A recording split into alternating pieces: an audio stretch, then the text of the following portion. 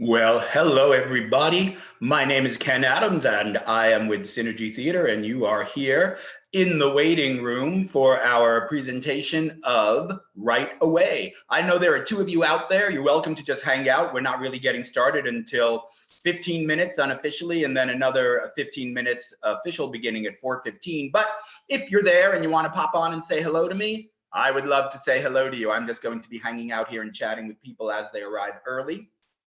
So you are welcome to just hang out silently. If you do enter, please remember that we are live on YouTube. And so you just want to do things that you would want people on YouTube to see you doing. I'm very happy to have you here. You are in the right place, and we are 15 minutes away from the soft opening of our show. Hello and welcome. If anybody wants to pop on and chat and say hello as we all gather, I'd be very happy to chat and say hello with you. If you are just gathering, then you have some time to make yourself comfortable, grab your pad and pen, and make sure you're all ready to do our writing exercises during the jam part of the show. I am so happy to see you here. Who is that? Laura Livingston? Hey, Ken. How are you?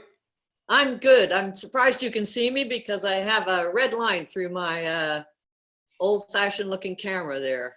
I cannot see you. I can only hear you. All right, then. I'm going to... But I did see a little indication that we had some people online, which is why I was talking out there. All right. I'm going to put you on mute for a bit. I just wanted to make sure that I was good to go on all of this. You are absolutely good to go. And you should know that we are now streaming live on YouTube. So anything you say or do is out there. Woohoo! All right. I'll talk to you later. Looking forward to it. Yep. Looking forward to it. Clap for me.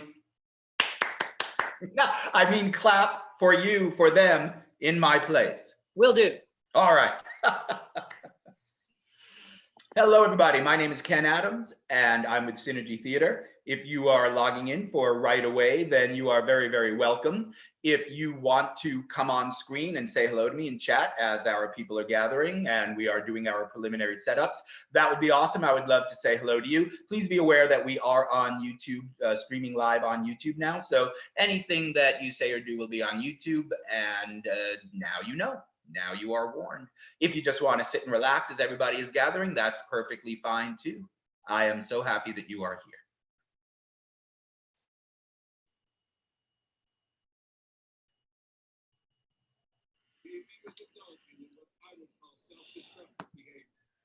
Susan! Hey! How are you? Thank you so much for being here tonight. It's a pleasure for me. Susan, I'm announcing that we are streaming live on YouTube. You're aware of that, right? Just to let you know. Good. Oh, you mean this? Yes. Yes, right now you are on YouTube. Okay. So all those secret confessions, keep them to yourself.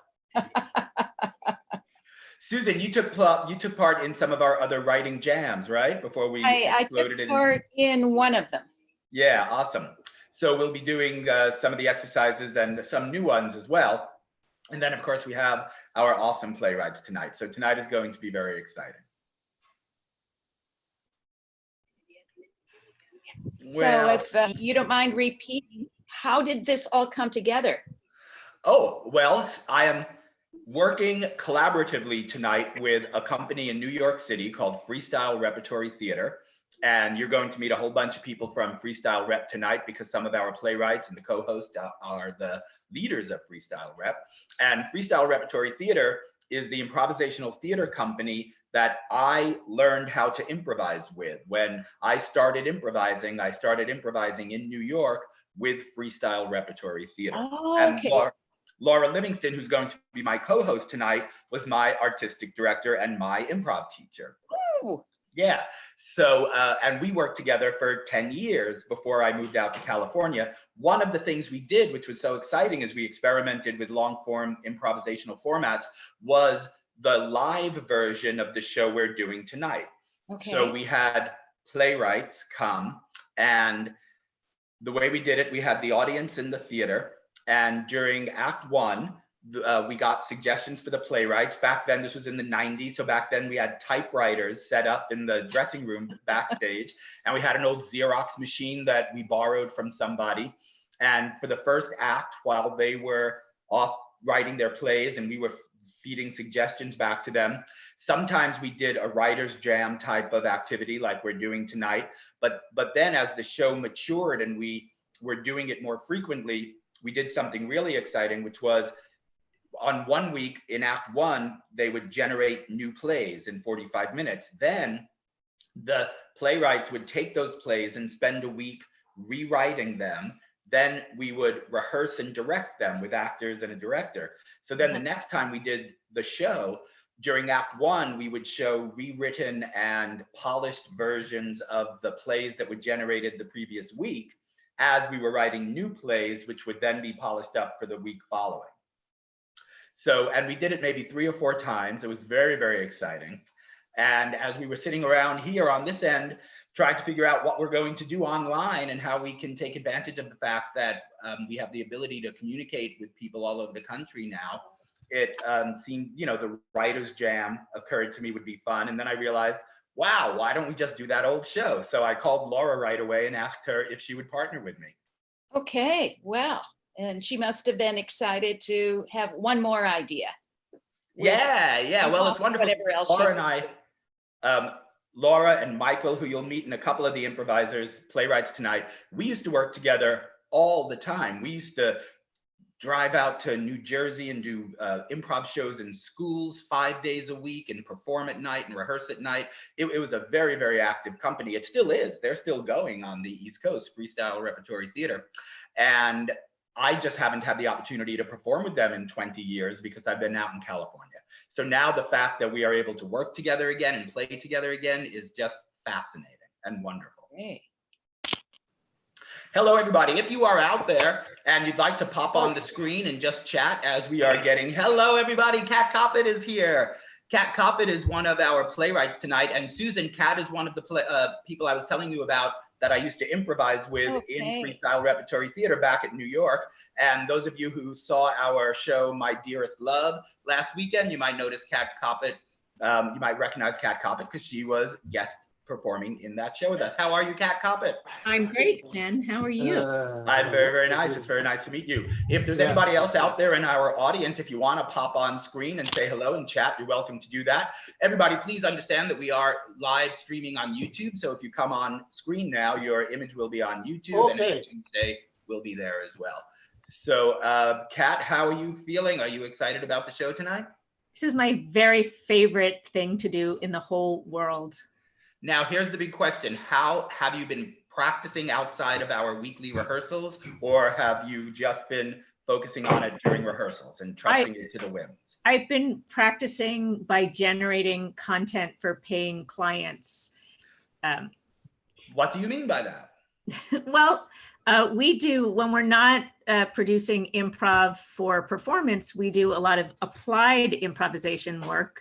So let me interrupt you for one moment just to be clear, because right now you're not talking about freestyle repertory theater. You are talking about your current improv company. Why don't you introduce that from the beginning and tell us all about it? So yes, I am now based in upstate New York in a little town called Schenectady. And we took an old 100-year-old firehouse and converted it into a theater, which now we don't perform out of at all because we come to you this way in a little screen, but that's where we perform in normal times, this old firehouse by way of illicit strip club. So that's called the Mopco Improv Theater.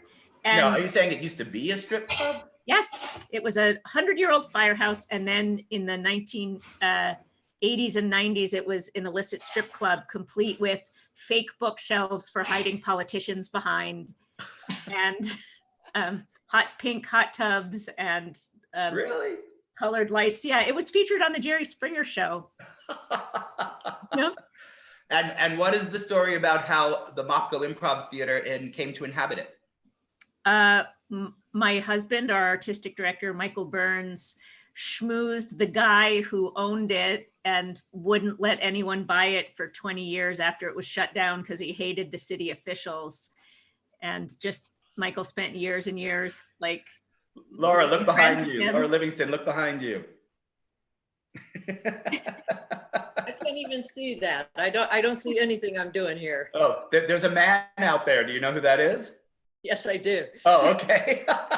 I'm sorry to interrupt you, Kat. I just wanted to make sure Laura wasn't about to be spirited away I'm I'm being sorry staged by. to interrupt. We're going out for our 7 o'clock yell. I thought I'd just turn it around in case anybody wanted to watch.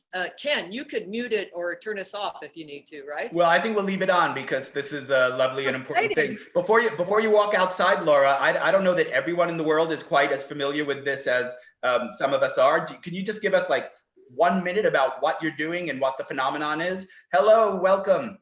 Sure. Oh, there's Gregory Lawrence Stewart, who I haven't seen in umpteen million years. Sorry, I'm just moving a piece of tape here. In New York City, as in many places, our healthcare workers have put their lives on the line so bravely for us during this pandemic. And not only that, but we've had our groceries delivered. Bus drivers have continued to drive. Transit workers have died during this pandemic. And so at 7 o'clock every night, we go out to cheer them on and thank them for doing that. And also to kind of let off the steam of having been in an apartment all day. So we're heading out now to do that. If it gets too loud, turn us down. Well, we certainly won't do that. We want to share and hear the noise.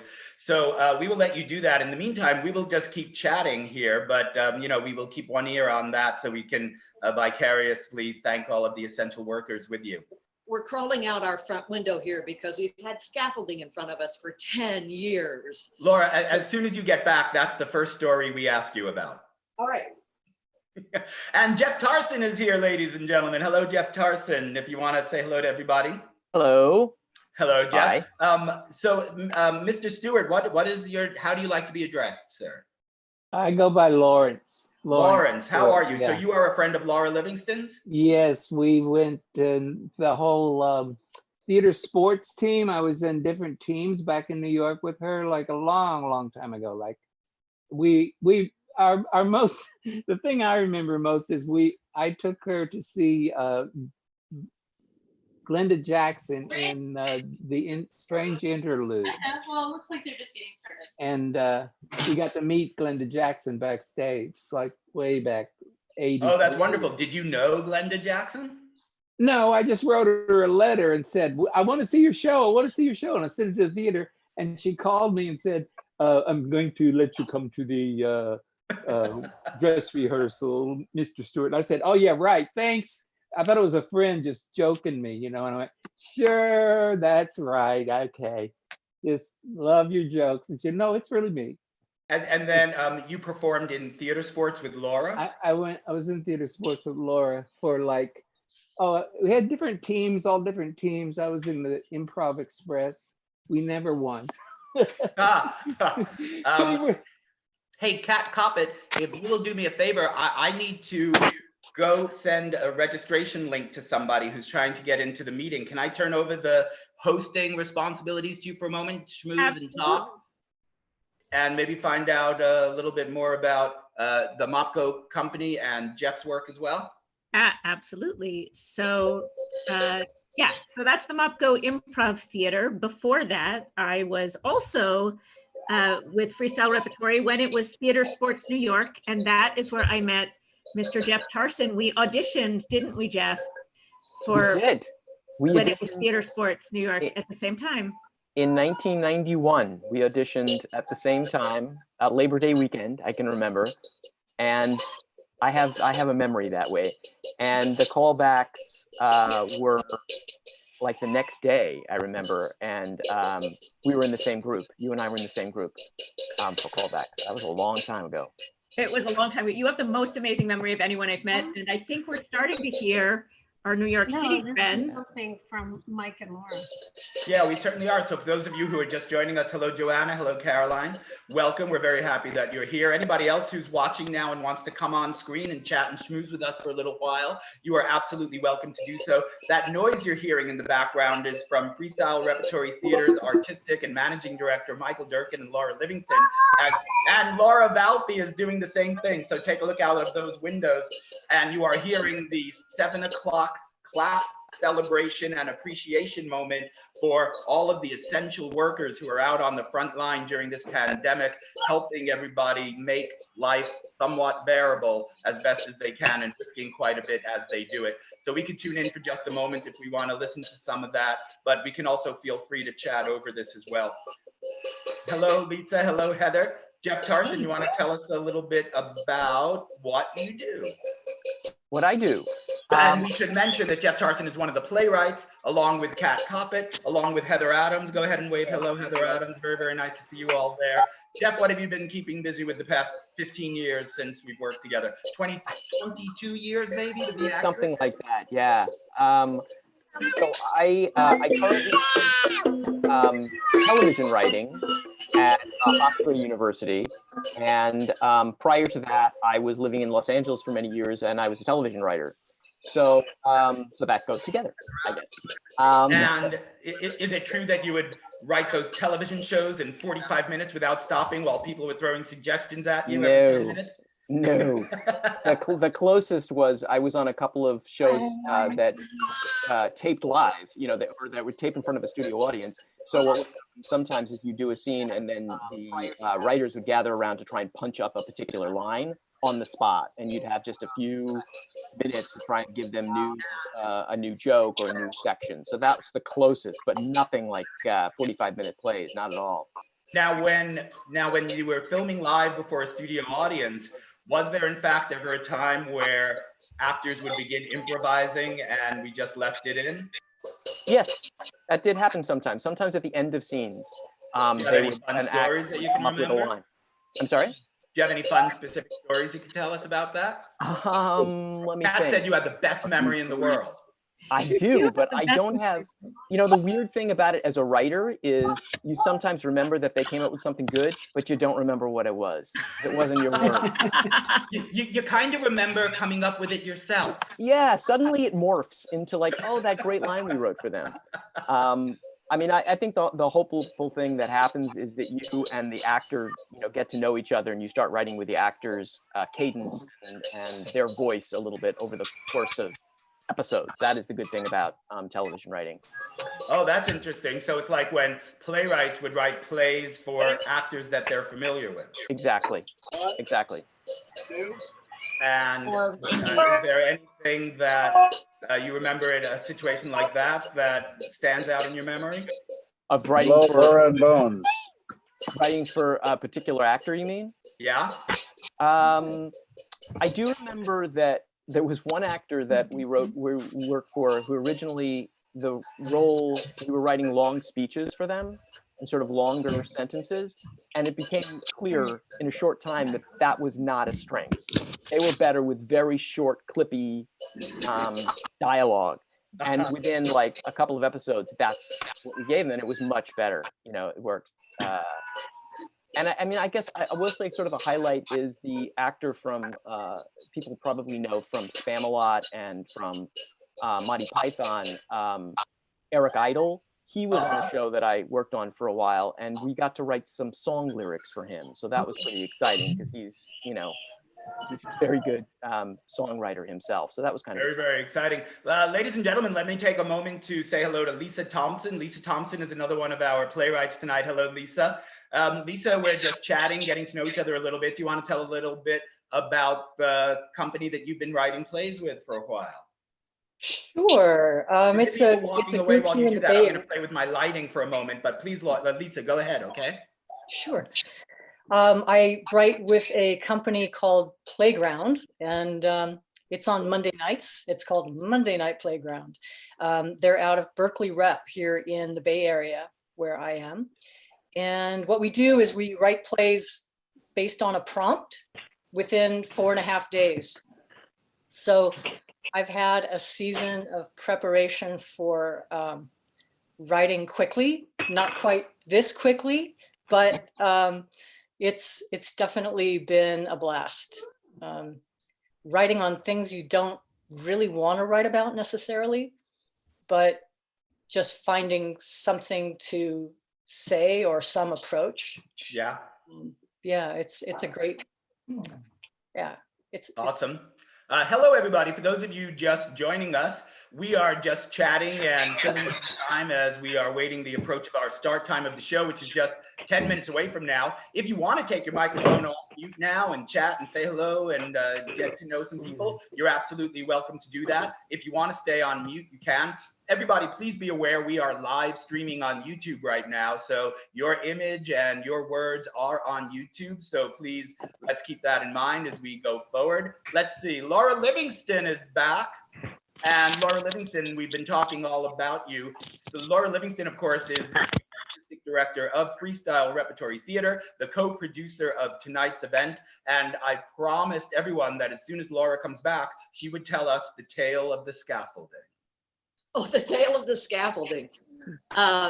It's called the sidewalk shed. It goes out across the sidewalk to protect people from the work that's being done on the building next door. Yeah. Although they've never worked on the building next door, and the scaffolding's been hiding our front window from the street for the past 10 years. So we have started growing ivy out there, and certainly going out there to do the 7 o'clock cheer that we've been doing in New York City and around the country. I've always been worried about going out there and being seen because I think it can't be legal. But now, of course, the police cars go by and we go, yay, and they honk their horns. And what are they going to do? Arrest us? Awesome, awesome, awesome. Well, welcome as people are gathering. Laura, if it's all right, I am going to flip things over to you for a few moments to keep the conversation going. I'm going to check because I think some last minute registrations have come in. So I'm going to see about approving those people so they can get into the room. So I'm going to be right here, but I'm going to be distracted for a moment or two. All right? All right. All right. I have no idea what people have been talking about. I did hear Ken talk about the show that we used to do in the theater, the writing show that he had the idea of adapting for Zoom. Yeah. And I suppose one thing I would like to know, does anyone understand why I don't see myself on the screen? No, Ken, don't even answer. Okay. Because you're busy. You haven't started your video. You need to go down by maybe. Yeah. Video's on. Her video's on. You have to show self view, Laura. I can see you. I can see you. You Self-view. just have to push the side button and There are move three- to a second screen. Now There are you're little- on. If you go to the three You- dots on your screen, maybe you might be able to just do it there. Oh, there. Okay. All right. I'm going to stop worrying about that now and just worry about the fact that my at least 12-year-old computer is buffering now. So That is all right, Laura. I am back in the game. I am back in the game. Hello, folks. For those of you who are watching and you have your videos off at the moment, if you would like to turn your video on and join the party, we are all just gathering and talking. Everybody, please be aware that we are on live streaming on YouTube. And your image, as I pop through the various screens, will appear on YouTube if you turn your camera on. Let's see. Here's what I want to know. Is there anybody out there who knows Laura Livingston or Michael Durkin from 1970s? Is there anybody out there? You might have to say yes on chat because I don't see everybo's image right now. So if you know Michael, Liza, who's that? Liza Durkin, who's there you go. I know Laura Livingston longer than anyone. Who just said that? Martha Stone, Martha Martha Livingston. Stone. All right, everybody, let's focus on Martha Stone for 1 minute. Martha, how do you know Laura Livingston longer than anybody? She's my big sister. What? Laura Livingston has a little sister? She used to speak about you all the time. Uh-oh. Laura, Martha, why don't you tell us in like five words that describe Laura Livingston as a teenager? Oh, holy cow. it was a long time ago. Very scary. Oh, holy cow, very scary. Those are good. Holy cow, very scary. There you go. That sums it up. Well, it is awesome as a silver lining to the situation going on that all of our friends and families from all over the country are able to get together and participate in our event today. Folks, we are just 5 minutes away from the official start of the show. And at that point, I imagine some other people will be finding their way to us.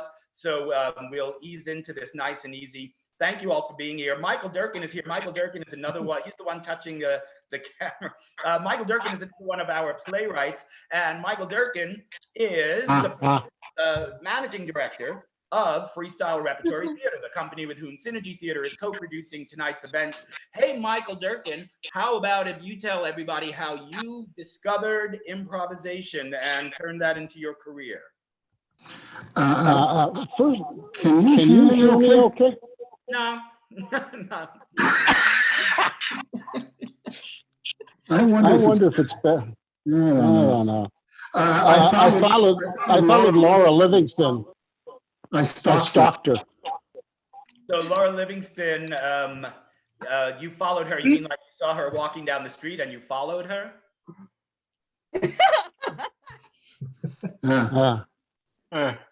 Well, I'll make that joke again later in the evening. Don't worry. I got it.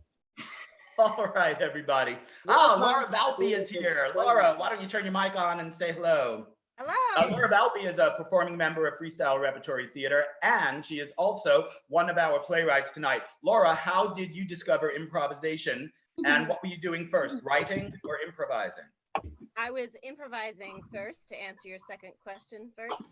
I grew up in Seattle, where my parents are on their Zoom from. Hi. And you know, I was a theater kid in my high school, and the local improv theater, Unexpected Productions, which was the home to Seattle Theater Sports, they were somehow we participated in some, you know, theater get together thing, and I became a fan of Unexpected Productions in Seattle. And for my 18th birthday, I asked my dad, who is sitting right down there, Ray and Deborah Valpy. Hi, Ray and Deborah Valpy. I asked my parents for my 18th birthday for classes, to sign me up for a class at Unexpected Productions. And that was the first improv class I ever took as an 18-year-old. And then I got a job working there in the box office. So I've never paid for another improv class ever in my life. Well, that's okay. I just worked my way. We're charging you $20 for tonight. That's right. That's right.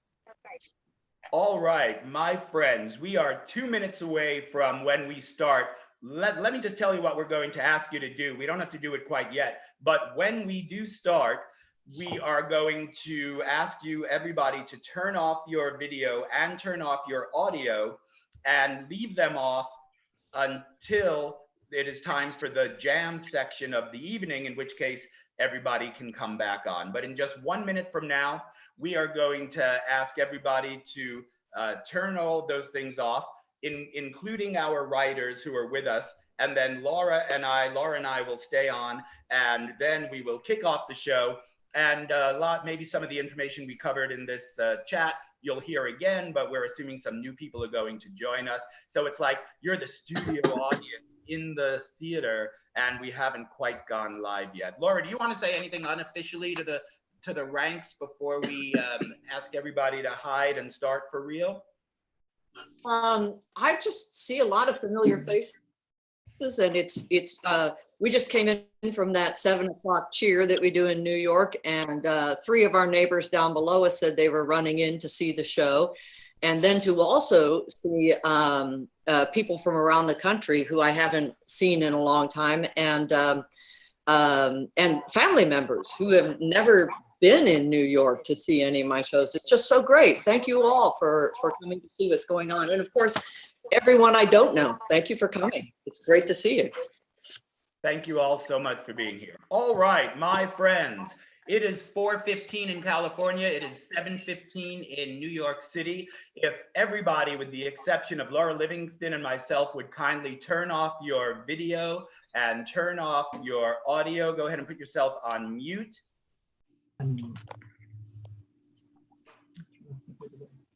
And that is located down at the bottom left of your screen. If you roll your cursor over the bottom left corner of your screen, you'll see, there you go.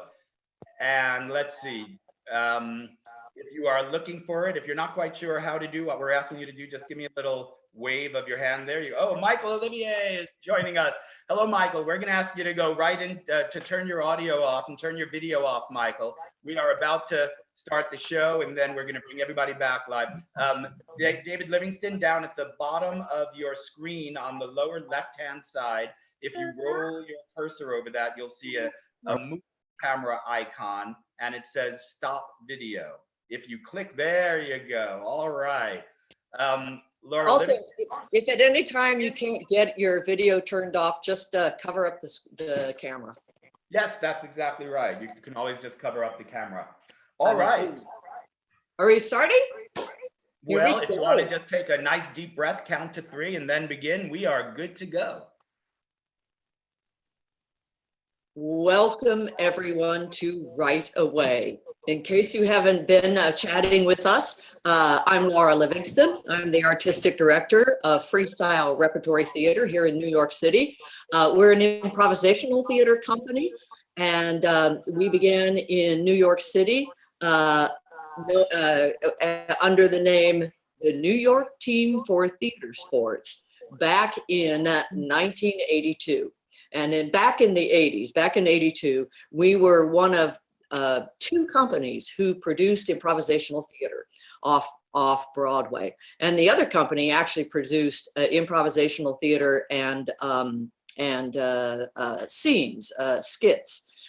We were the only ones that were just doing improv. That's how quickly things have changed in the improv world. In 1988, we began performing and teaching in New York, Connecticut, and New Jersey schools. And for about the past 12 years, that has been our exclusive focus, working with children and their families. We teach in schools, we do live performances for families and also for assemblies in schools. And I will have to say, that's what we did until March 13th. And then everything stopped, of course. Lately, what we've been doing is switching over to video. We've been working on a video series for the students that we had to leave so abruptly, showing them improv games that we would have shown them. And that series has turned into a series of videos, basically, for anyone who is, if you're still sheltering, if you're sheltering with other people, or just anyone who feels like they want to do some theater at home. It's called Homefooling, How to Teach Your Family to Play Improv Games with You. Did I mention I'm kind of a boomer? This is where you can find it if you're looking for it. And the other thing we've been doing is working with Synergy Theater on the show you're watching now, Right Away. It's a reimagining, as we have said earlier, in case you're tuning in now, it's a reimagining of a show we used to do back in the 1990s. And this one, we've just refigured it out for presentation on the small screen. This is the first time Freestyle Rep and Synergy Theater have worked together, but it is not the first time that we have worked with Synergy's amazing artistic director, Ken Adams. He joined us back in the 90s in New York City, straight out of college, and was immediately a fantastic performer, and also just a very, very creative mind. If you use short form improv to hone your improv skills, I guarantee you have honed those skills with at least one of the games that Ken Adams invented back in the 1990s. He also was the first person I ever knew of, and I was pretty much in on the beginning of performance improv, that had an idea for a 2-act improvisational theater back in the time when a 4-minute scene was considered a really long one. And he called it play-by-play, and he also wrote a book about it, which I highly recommend. And Ken, I think you might want to just take a moment or two to tell the New Yorkers and probably Californians and people around the country what Synergy Theater is focusing on these days. Thank you, I will, and thank you so much for that gracious introduction, Laura. What you also all have to know is that everything I know about improvisation I learned from Laura Livingston, who is absolutely a genius and an innovator in the art form. She absolutely is. Synergy Theater performs full-length improvised plays in a variety of styles and formats. We usually perform at the Dean Lesher Center for the Performing Arts in Walnut Creek. Now we are very happy to be coming to you live from our living rooms, and we have a full series of online improv shows that we're performing every Thursday at 4 and Fridays at 7 California time. If you go to synergytheater.com and look at the Synergy online performance page, it will give you all of that information, so hopefully you'll check it out. We also have an active youth outreach program as well as a school of improvisation. All right, Laura Livingston, do you want to go ahead and tell everybody just a little bit about the show and what they need to know about Zoom? Yeah. So here's how Right Away is going to work, everyone. We have 6 playwrights who are waiting for me to stop talking, and they are each going to write a play during the show. While they are writing, everyone in the audience is invited to take part in a writing jam that Ken and I will lead. I think you'll probably want paper to write on. You could write on your screen, but I think it'd be better to write on paper because you're going to want to see your screen, and something to write with. This is called a pen. This is called a pencil. Yeah, I know. I'm going to talk quickly. I'm going through. Is that witchcraft, Livingston? It may be. It may be. If you are joining us via Zoom, we're going to ask you to do a couple of things. Well, mainly turn your video on and off and your audio on and off. And in case you've missed that or this is your first time, if you move your cursor down to the lower left part of your screen, you will see a microphone, a really old-fashioned looking microphone. If you click on that, it will turn your audio on and off. You will still be able to hear us, but it will stop us from hearing you. And a very old-fashioned looking camera down there. You will be able to turn that on and off for us to see you. You will still be able to see those of us who have our cameras on. There is a little caret next to that. I think everyone has already done this, but there's a pop-up menu there. And we would ask you, if you haven't done it already, to click on hide non-video participants on that. When your video is on and when your audio is on, you can be heard and seen on YouTube, and that is on the internet. So I just wanted to let you know that that will happen. So if you don't want that to happen, just leave your video and audio off. If up there in the right-hand corner, you can see speaker view and gallery view, different ways you can view the show. That is entirely up to you. You can experiment with that to see how you want the squares to be arranged. And that doesn't bother us at all. We won't see what you're doing there at all. Now, if you go back down to the bottom, there's another little thing called chat. And if you click on chat, you can type us messages. And we're going to ask you to click on chat because we are going to be asking for some input in just a couple of moments. All right, Ken, we ready to meet those playwrights? Yes, I think we are. So one by one, we'll introduce our writers to you. Our first writer is Mr. Jeff Tarson. Jeff Tarson, will you come on screen, please? Let me tell you a little bit about Jeff. Jeff Tarson has been an improviser for over 30 years in venues ranging in size from single digits to over 2,000, although perhaps the most memorable was at the Vince Lombardi turnoff area on the New Jersey Turnpike. Jeff is a seasoned TV writer, having written more than 20 produced episodes of television, and he teaches writing full-time at Hofstra University. His one-act plays Table Talk and Comfort Food have been performed at Half Moon Theater, and he currently lives in the Hudson Valley with his wife and son. Everybody, please go ahead and say hello to Jeff Tarson. Jeff, thank you so much for being here. Jeff, how did you end up performing on the turnout of the highway? What's that? It wasn't quite the turnoff, but they had like this restaurant, you went in, there's a gas station and restaurant, and they did like stand-up and stuff there. My writing partner, we used to do short little sketch comedies, and we were hired for 2 nights going in there at the bar. It was horrible. And it was during the World Series. So everybody was watching the game in the background. It was lovely. Lovely. Well, that may be the truth, but the way I'm going to tell the story from now on is you were standing outside on the highway doing improv to the car. It's now yours to tell that way. Jeff Tarson, thank you for being here. Why don't you disappear for just a moment? We'll bring you all back in a few moments after we introduce the other writers. All right. I'd like to introduce Kat Coppett and ask her to let us see her here. She is the co-director of MOPCO Improv Theater up in the Albany, Schenectady area of New York State. They are performing Fridays and Saturday nights on a screen near you, possibly right in front of you right now. So you can check out their stuff at MOPCO Theater. She is a former member of freestyle repertory theater, where she says she was forged as an improviser by me and Ken. So, so it ought to be wonderful. I hope it's wonderful. If not, blame me and Ken. And she helped create with us a full-length improvised musical, first time anybody had ever seen that, called Spontaneous Broadway, which you can still see people doing. You can see people do that at MOPCO. She is guesting with Synergy Theater in their production of My Dearest Love, which I have seen, and it's great. It's a bunch of people writing each other letters is the improvisational conceit.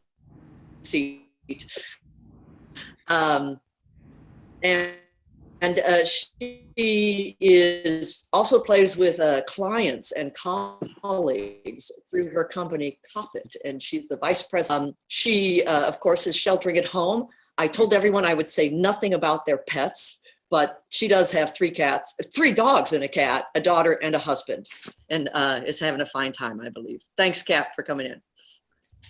Great to be here. All right, Kat Coppett, if you don't mind disappearing for a few short moments, we are going to bring out Michael Durkin, our next playwright. And Michael Durkin is a founding member and 30-year veteran of freestyle repertory theater and has performed on most of New York City's now deserted, unfortunately deserted, off and off-Broadway stages. He is delighted to work with me once again in his theater company, Synergy Theater. Michael has found that the current situation has revealed unforeseen opportunities and frontiers, and in the very inspiring words of Maya Angelou, he notes, "I can be changed by what happens to me, but I refuse to be reduced by it." Everybody, please say hello to Michael Durkin.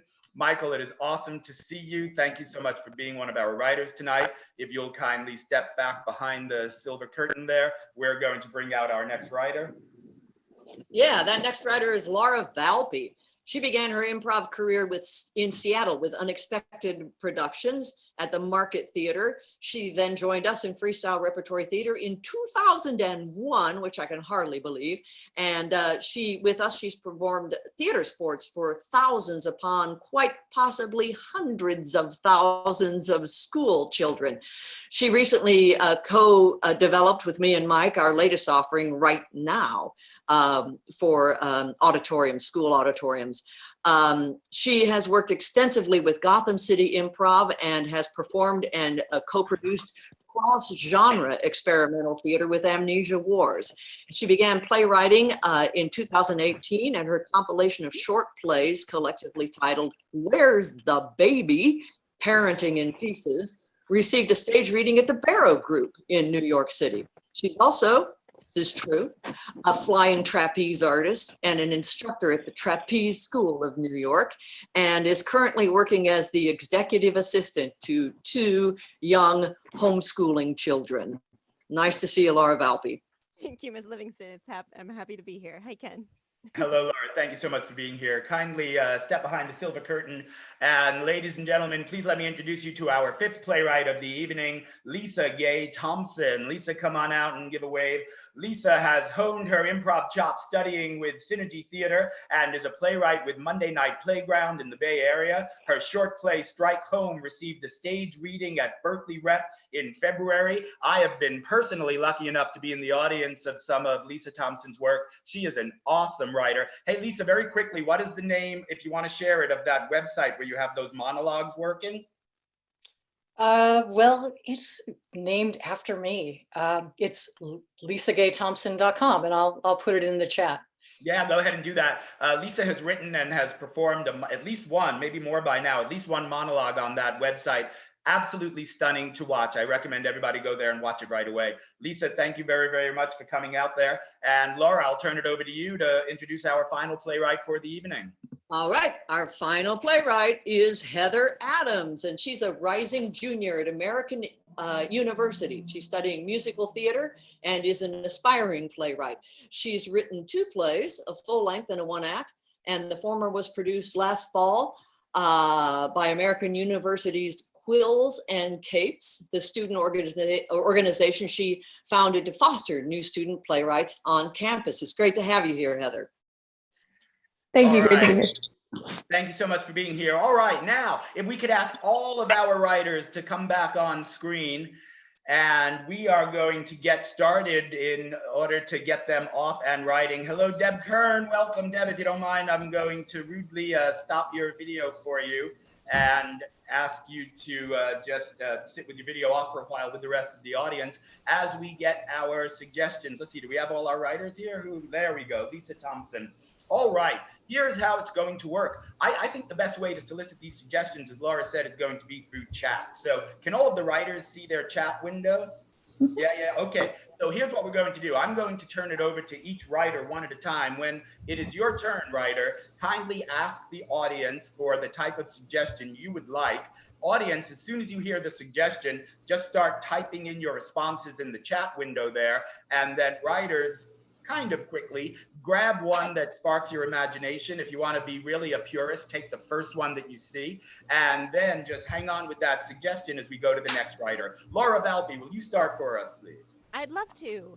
I kindly ask the audience for what is something that you are looking forward to? And I'll look away from the screen for a moment to let people type it in. Anything. It could be near future, far future, something. Okay, I'm looking. Whoa, so many things came in. Oh my gosh, so many great things. I see Christmas.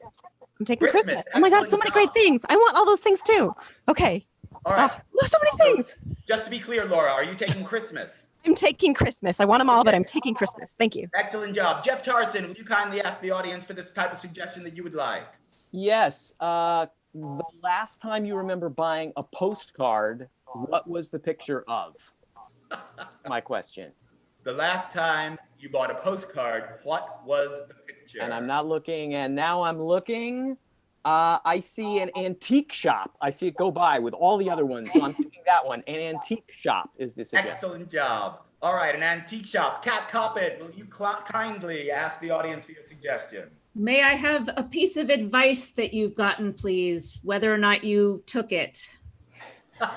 You want to know whether they took it or just No, I don't care whether you took it or not, just a piece of advice you had. All right, what is a piece of advice that someone gave you once?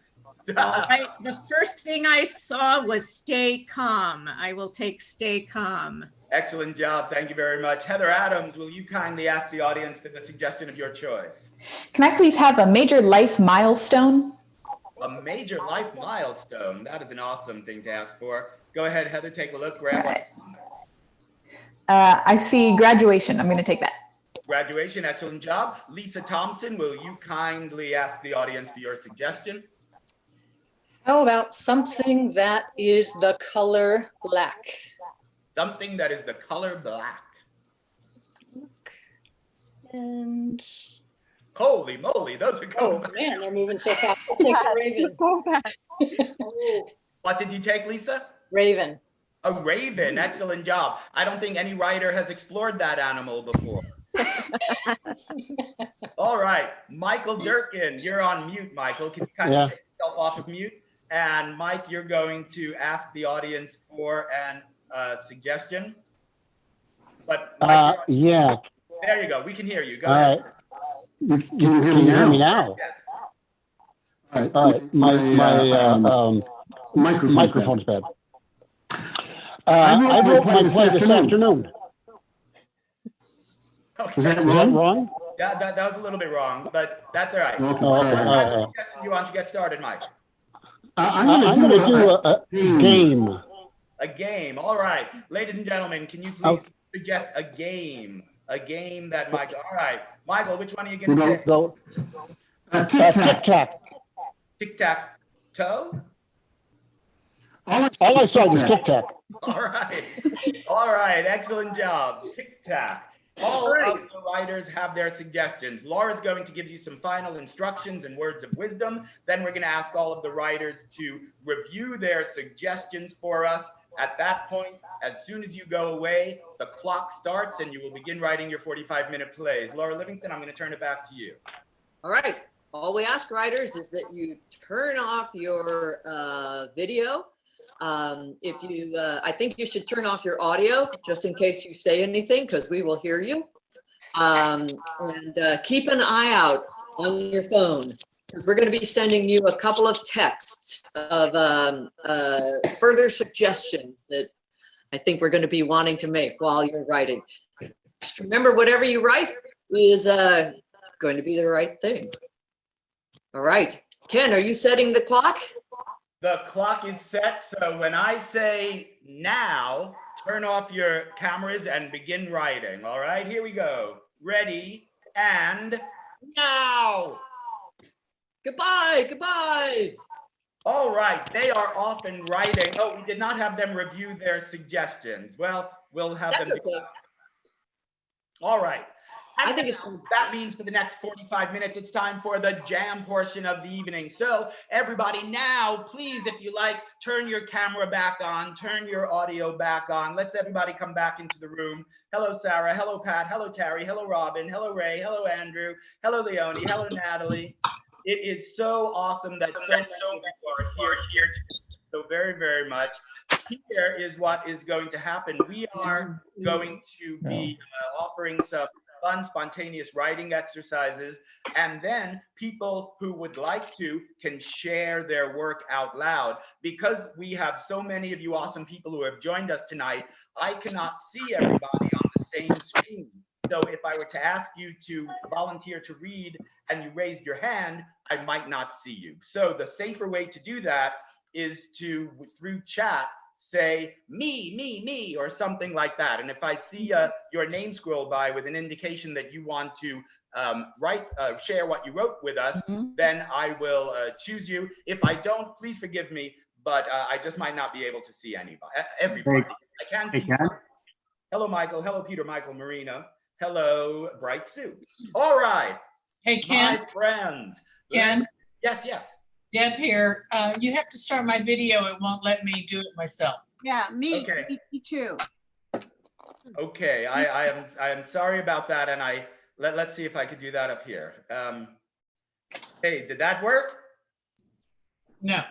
Hello. Give it a try, because I see you now, Deb. Go ahead and turn your video on now. No, it says you can't start your video because the host has stopped it. How about now?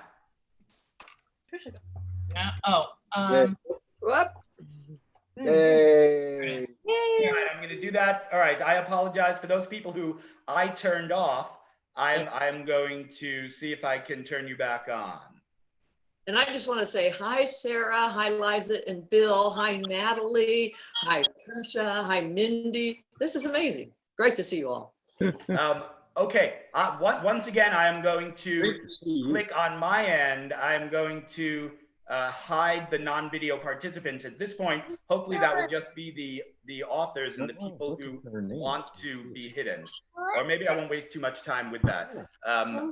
So if you see a little box with a name on it, you should be able to, or that's one of our writers who are off on purpose. Let's get started. Everybody, hopefully you have a paper and a pad of paper and a pen with you. And we are going to be doing a lot of fun writing. So the first thing we need to do is everybody just kind of shake out your fingers a little bit, get ready to write. If you want to stretch out, wiggle out, you could do that too and get ready. When we improvise, the first rule of improvisation is be spontaneous. Say or do the very first thing that pops into your mind without thinking about it. So we are going to take that same approach to our creative writing tonight, and we are going to do a bunch of spontaneous writing exercises. So for all of the exercises that Laura and I introduced to you, the idea is to write without thinking, without editing, without correcting, but just to imagine that a stream of consciousness, a flow of spontaneity is spewing out of your head, and you are just writing as fast as you can to try to keep up with the energy that's coming out of you. And here we go. The first thing is just going to be a very simple word association game. I'm going to say a word. You write down the first word that pops into your mind. I'll say that 3 times, and then we'll just ask some people to read out the 3 words that you wrote. See if you could write that first word that pops into your mind without rejecting it and write the second word. Yeah. Here we go. The first word is ribbon. Yeah. Cool. Second word is flower. The third word is perfume. And now, who would like to read out the very 3 simple words that they just wrote? If you want to read it out, just type "I do" in your chat window when it comes around. Nobody wants to read. Oh, I can't believe it. There you go. How about Sarah? Sarah Fedorst, will you kindly shout out the 3 words that you wrote? I wrote curl, rose, and lovely. Delisha Simpson, that was beautiful, Sarah. Thank you. Delisha Simpson, go ahead and shout out the 3 words that you wrote. Me? I wrote hair, petal, and smell. And Pat, will you kindly read out the 3 words that you wrote? Yellow, white, and stinky. There you go. See how easy that is. Let's do that one more time. Now that you all see how easy it is and you know how to do it, let's do that one more time. Everybody, pens ready. Here we go. Cathedral. Cathedral. Mountain. Fair. Sewer. Fair. All right. If you would like to read out the 3 words that you just wrote in response to cathedral, mountain, and sewer, go ahead and type "I do" in your chat window over there. Let's see. How about Martha Stone? Will you please read out the 3 words that you wrote? Do we have you there, Martha? All right, we'll come back to you. How about Leonie Holtzman? Can you please read out the 3 words that you wrote? Sure. St. Patrick's, Tamalpais, stinky. All right, Martha, I see you now. Martha, come on back. Do you have those 3 words ready and go? Ceiling, rocky, and beer. Those were excellent words. You must be related to somebody important. Those were excellent words. All right, last one. How about Irma Benedek? Do you want to read out your 3 words? High, Alps, and stinks. Fantastic. Now we're talking. All right, we're going to pass it over to Laura Livingston to take this one step further. All right, it's just a tiny step. This is extending this exercise to try to bear in mind that we want to keep going with our idea without any self-editing. So I will just say a word and you write for however long I am silent. Don't stop writing. So if I pause for 10 seconds, write for 10 seconds. If I pause for 15, write for 15. Don't stop at all. Don't cross anything out. Just go for it. Everybody ready? Here we go. Silence.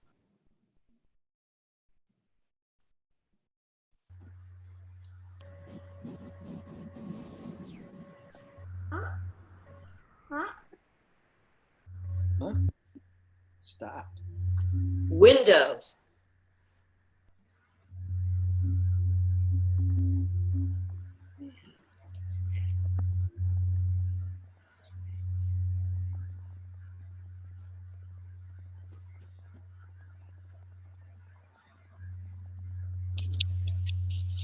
Shoes.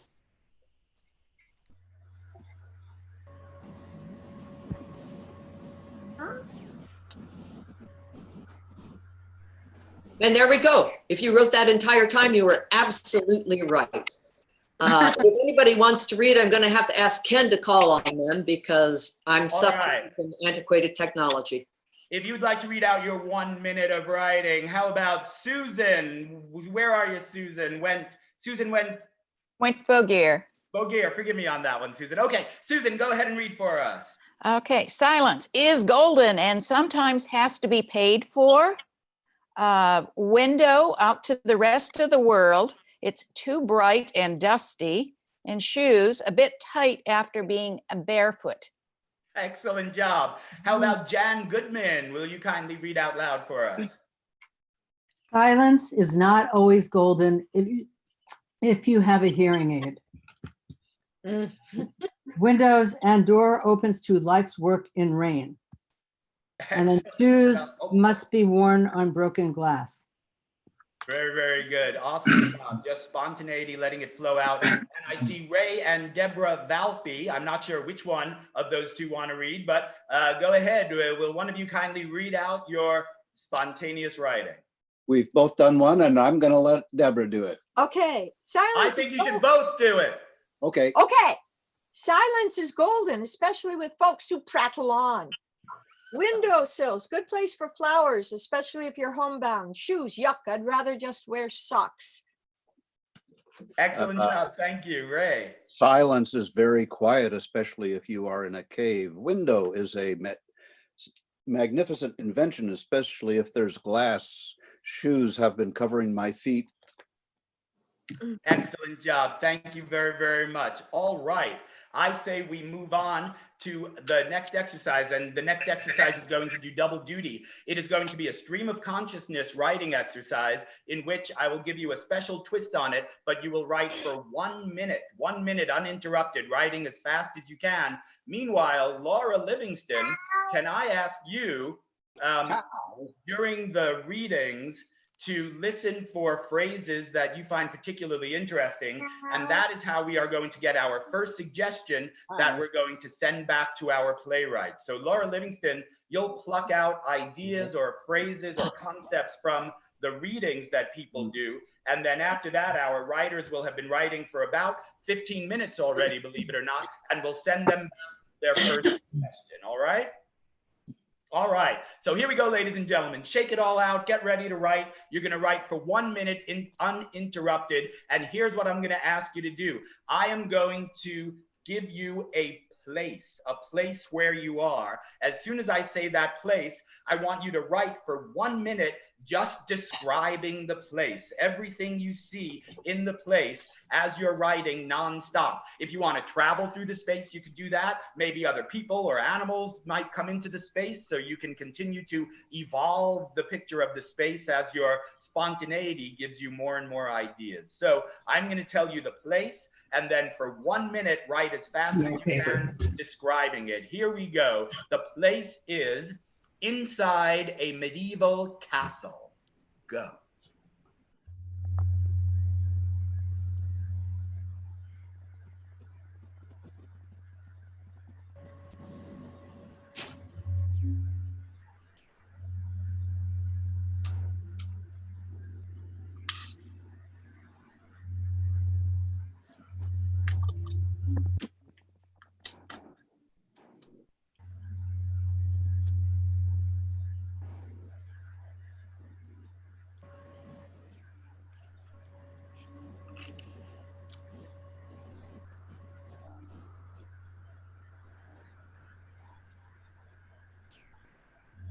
"30 seconds left. Write faster."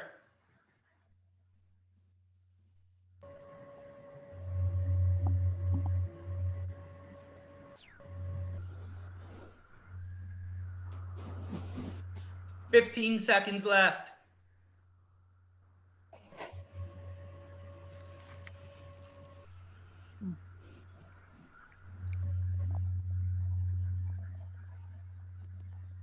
And that's 1 minute. Excellent job, everybody. Kindly stop writing. Now we need a couple of people to read out what they wrote. Laura Livingston is going to be harvesting them for ideas, and we'll get a suggestion from them that we're going to send back to our writers soon. So let's see. Sadiqa, I know I kept you out in the dark by mistake there. I apologize. Sadiqa, do you want to read right now, or would you rather just watch for a little while? What I just haven't written because I've been trying to get in. So I apologize for that. Okay, we'll be sure to get to you. How about Mindy? Where is Mindy? You want to read out loud for us, Mindy? Yes.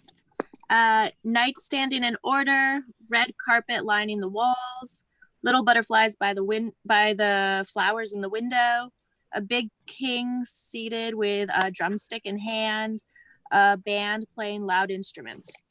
That is awesome. Thank you very much. How about Caroline? Is Caroline out there? Yeah. Go ahead, Caroline. Read out loud for us. I've got dark, dank, dinky, cold, tall, bricks, turrets, kings, queens, jesters, dull, round tables, drawbridges, and moats. Awesome job. Maybe this will be the last one on this one, and it's Lawrence. Where are you, Lawrence? Yeah. Go ahead, Lawrence Stewart. Read out loud. That's not a statue, it's someone else. Someone else is here with us. I'm staying here. What are you doing? Stand behind me. They're coming closer behind me. Don't touch that. What? Awesome job. Excellent job. By the way, we found it very fun to clap like this online. So if everybody does this at the same time, it looks very silly and it's very happy. All right, Laura Livingston, did you pluck something from those readings that we are going to use to send back to our authors as their first suggestion? Well, it's a line of dialogue, Ken. All right. Will you send it? I will send it. Give me one moment to get that text window up here. All right. All right. The line of dialogue is, that's not a statue, it's someone else. All right. I am going to send that back to them. In the meantime, while I'm doing that, Laura, do you want to kindly take over and set up the next exercise for the jam? I sure do. I sure do. This one's just silly and Forgive fun. me. I'm sorry, Laura. Say the line one more time, please. That's not a statue, it's someone else. All right, take it away, Laura. Okay. So this is just a game for telling a story. I've made up some sentence beginnings. I will say a sentence beginning, and what I'd love for you to do is finish that sentence in whatever time I give you, or keep going. Maybe you're a fast writer, or maybe I pause a long time. Keep writing, and then I'll say another sentence. Like I might say something like, once upon a time there was, and you would finish that sentence and keep on writing. Don't bother writing what I say. Just write what you have to say, because I've actually got a record of what I have to say. When we read it, I'll say the sentence beginnings. So here we go. Everybody ready? First sentence begins, Francine was a...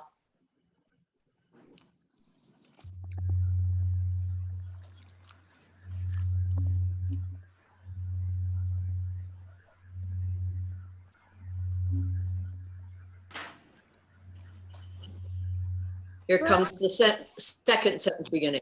She had a friend who... Say it again. She had a friend who...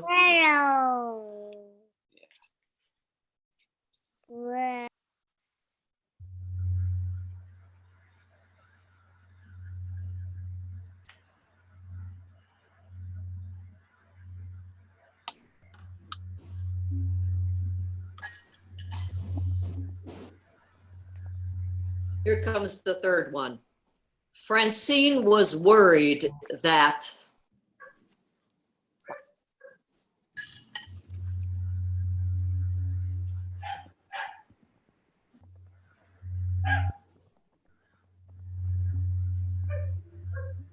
Next sentence starts, she opened the door, stepped out, and... Open the what door? Door. Open the door, stepped out, and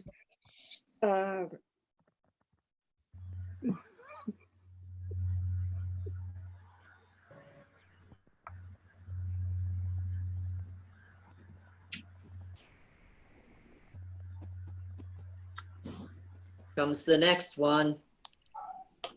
That's when the real trouble began.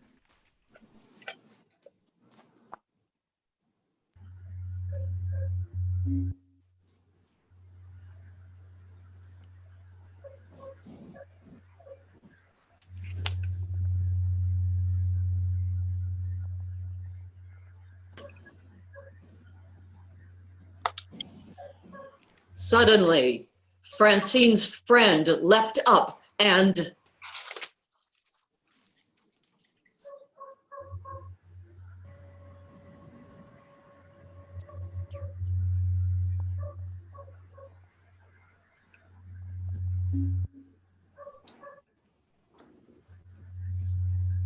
Francine took a huge breath and...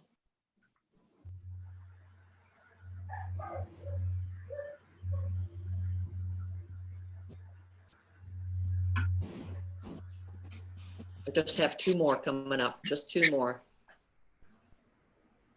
Here's one. She realized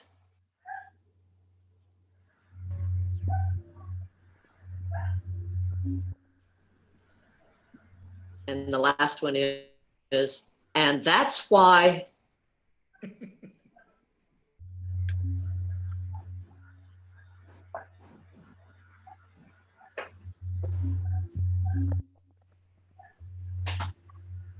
okay, great. I know I cannot write that fast. That was awesome. Just seeing everybody do it. That was awesome. Ken, can you see if there's somebody who's wanting to read theirs? Absolutely. All right. If you would like to read that out loud, kindly. Oh, I see Michael Olivier. Michael Olivier will. So here's what will happen. Laura will read the starts to all of those sentences again. And then the reader, please read what you wrote until it's time for Laura's next sentence. Are you ready to kick it off, Laura? Yeah. All right. Michael, just give me a pause and I'll know I'm supposed to read again. All right. Here we go. Francine was harlot who didn't know how to read. Laura, you're on. I cannot hear Michael, so I am just gonna, and he is frozen on my picture, so I'm going to apologize if I step on your line, Michael.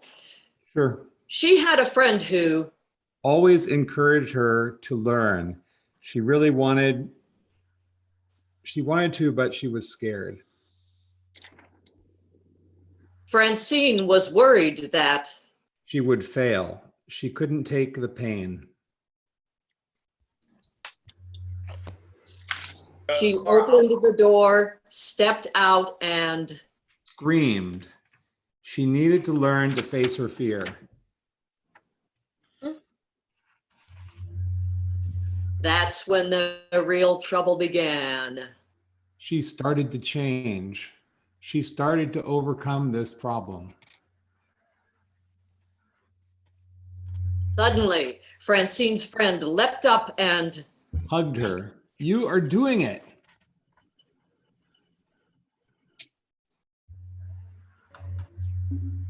Go ahead, Laura. Francine took a huge breath and cried as she laughed.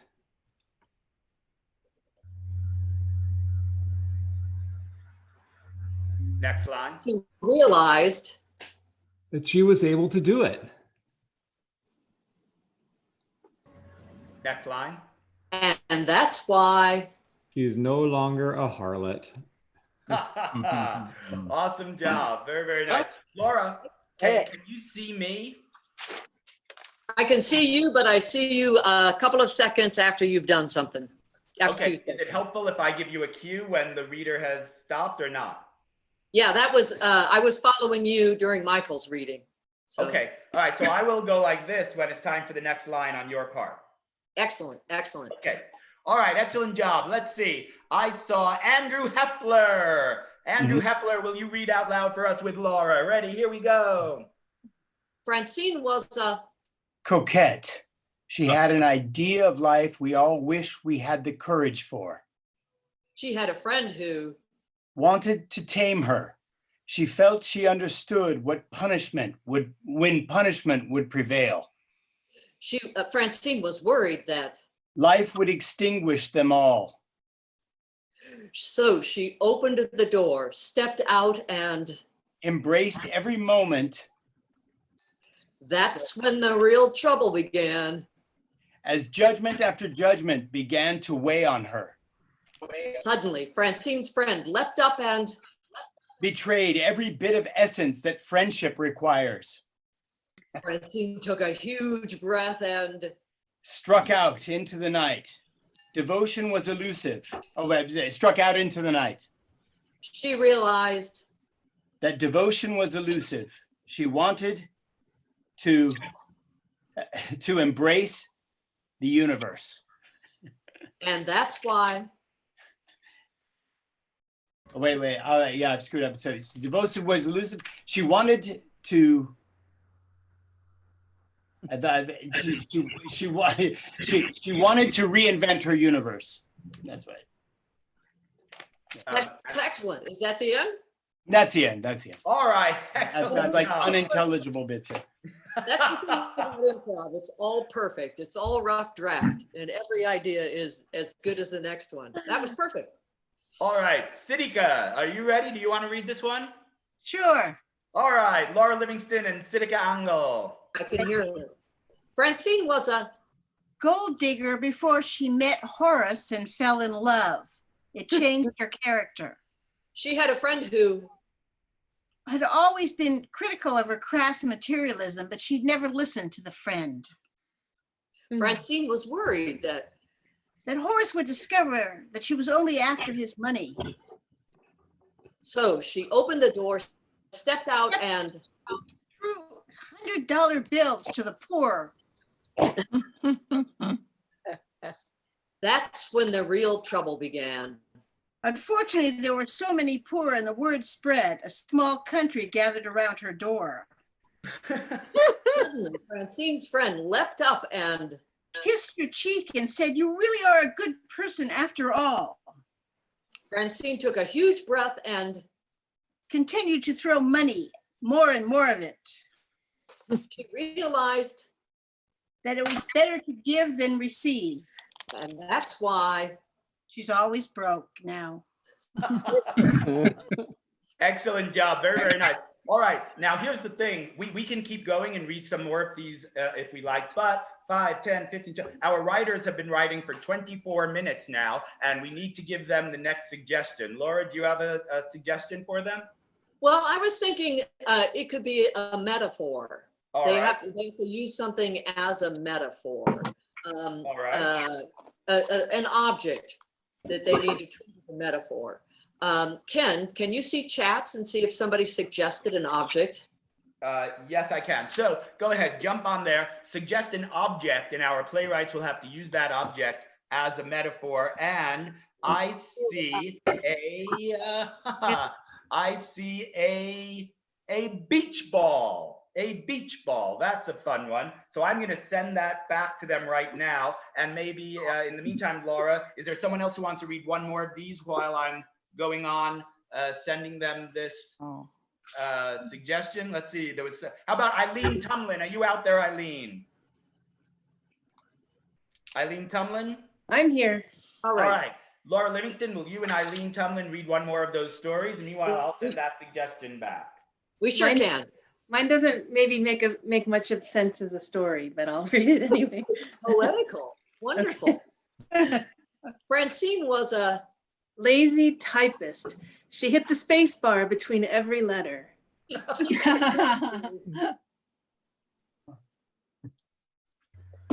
Next sentence, Laura.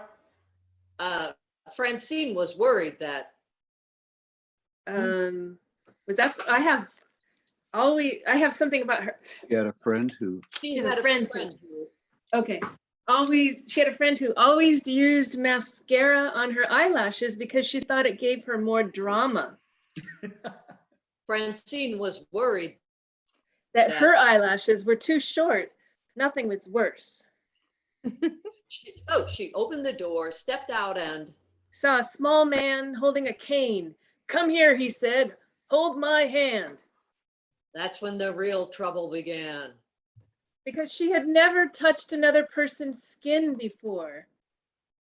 Suddenly, Francine's friend leapt up and gave her a push. She fell into the grasp of a dark man. Francine took a huge breath and exhaled. All of her fear left her then. She realized nothing will ever be the same. And that's why she always eats breakfast. Excellent job, Eileen Tumlin, ladies and gentlemen. Full disclosure, Eileen Tumlin is a performing member of Synergy Theater and one of our bright stars that you can see on our stage and on our online shows. All right, what do you say, Laura? Shall we move on to the next event? Oh, I think so, yeah. How long have they been writing back there? They've been writing for 5, 10, 15, 20, 25, 28 minutes. They have been writing for 28 minutes. All right, so they have just 17 minutes left to finish up their play. Our next writing exercise, if you want to take a moment to wiggle out your picture, writing again. This is the gibberish interpreter story. So I'm going to narrate a story. I'm going to dictate a story to you, one line at a time. Your job is to write down exactly what I say, but I'm not going to say it in English. I'm going to say it in gibberish, a made-up language.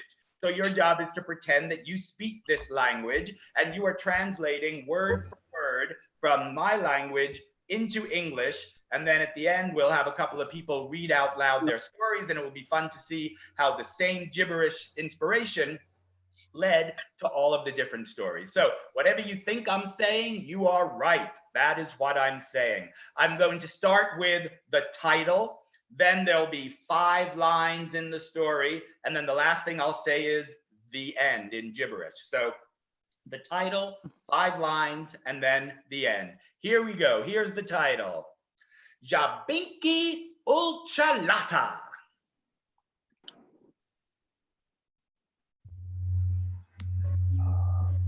Here is the first line of the story. Untabaka la chalata dosti aklum.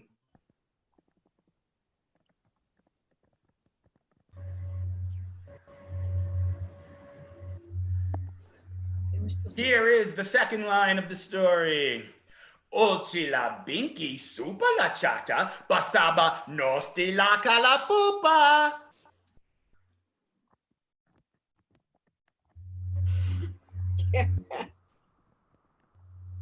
Here is the third line of the story. Bostalaba naba kaba unshla ikalafor.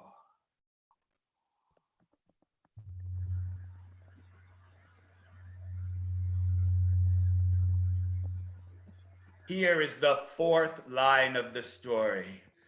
Ip la flor da mushka und scala da punta nakaba.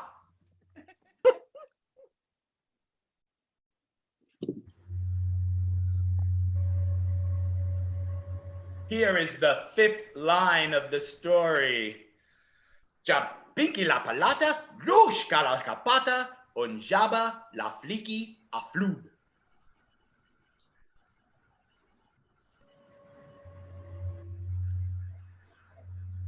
And the last 2 words, schla plonk.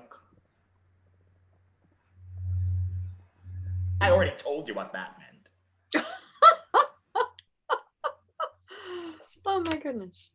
All right, my friends, excellent job. Put your pens down and let's hear some people read some of these out loud. Who will kindly volunteer to read your gibberish story out there? All right, I see Laura Wells. Where are you, Laura? Go ahead and read out loud for us.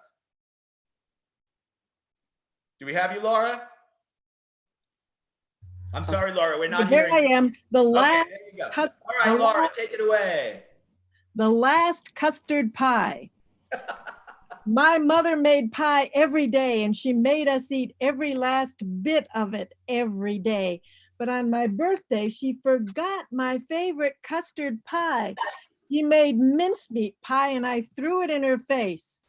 It took her 40 years to forgive me, but we're okay now. The end. That is the first time anyone ever really got it. That was exactly what I was. Let's see, who else would like to read theirs out loud? Lisa Saffron, do you want to read this one? I think you were volunteering for the last one. Do you want to do this one? I would just love to read this one, Ken. All right, Lisa Saffron, you're on. This is called The Small Little Punchy Pig. The punchy pig loved toast with marmalade. The punchy pig loved toast with marmalade so much, but when he looked for it, it was all gone. There wasn't any in the cupboard or in the fridge, nowhere. Where had the marmalade gone? I will kill the kidnapper of my marmalade. It turned out the marmalade was in the bedroom, just where Punchy Pig had left it. The end. Excellent job. How about Sandy Handley? Are you out there, Sandy? Okay. Sandy Handley, go ahead. Whoa, Sandy, you are, if there's any way to get a little bit more light going in that room there, that would be awesome. If not, you can be the mysterious. All right, Sandy, go ahead and read out your gibberish story, and then Bright Sue, you'll be right after Sandy. Sandy and then Bright Sue. Go ahead, Sandy. My life for yours. Who's reading now? Oh, hang on. We're going to go with Sandy Handley first, okay? Can you hear me? Yes, Sandy. Okay, I got you. Ready, okay. go. Title is My Life for Yours. I think that is a fair trade. No problem. Don't worry. You won't be missed, you thing, you. Daily fair maiden, only fair maidens are deemed worthy to live. That's the lesson you need to learn. The end. Excellent job. And one more before we take a minute to regroup, and that's going to come from Bright. Bright Sue, will you go ahead and read out loud, please? The mouse and the food. The mouse has been eating for 2 days. There is a place that's for the name Food Mountain. I'm gonna go there to get food and store here. The mouse thinks to himself, I will be the king of the food. I will be never hungry again. The end. Excellent, excellent job. That was the first draft of Gone with the Wind, wasn't it? Okay. They don't call All right. So- Laura, let me tell you where we are. There are 11 minutes left for our writers. Do you feel it's time for that next suggestion now, or do you want to read a few more of these and then offer them one closer to the end? I think I'm gonna text them another suggestion. How much time do they have left? They have 11 minutes. All right, you just told me that. So what I'm gonna do is I'm gonna give them a stage direction. And I got an idea from the very first one that was read about the custard pie. All right.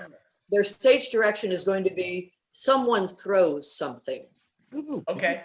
That's going to be their stage direction. Laura, do you need me to text that to them, or are you going to do it? I jump started my phone here, so okay. I can do it. All right. All right. So they're going to get their final suggestion, maybe we'll be spontaneous and add another one, but they're going to get their next suggestion now. Somebody throws something as a stage direction. In the meantime, would somebody, maybe we can have 2 or 3 more of these gibberish stories read out loud if somebody would like to do that. Gary, do you want to read yours? Sure. All right, go ahead, my friend. Thank you. Let me get it here.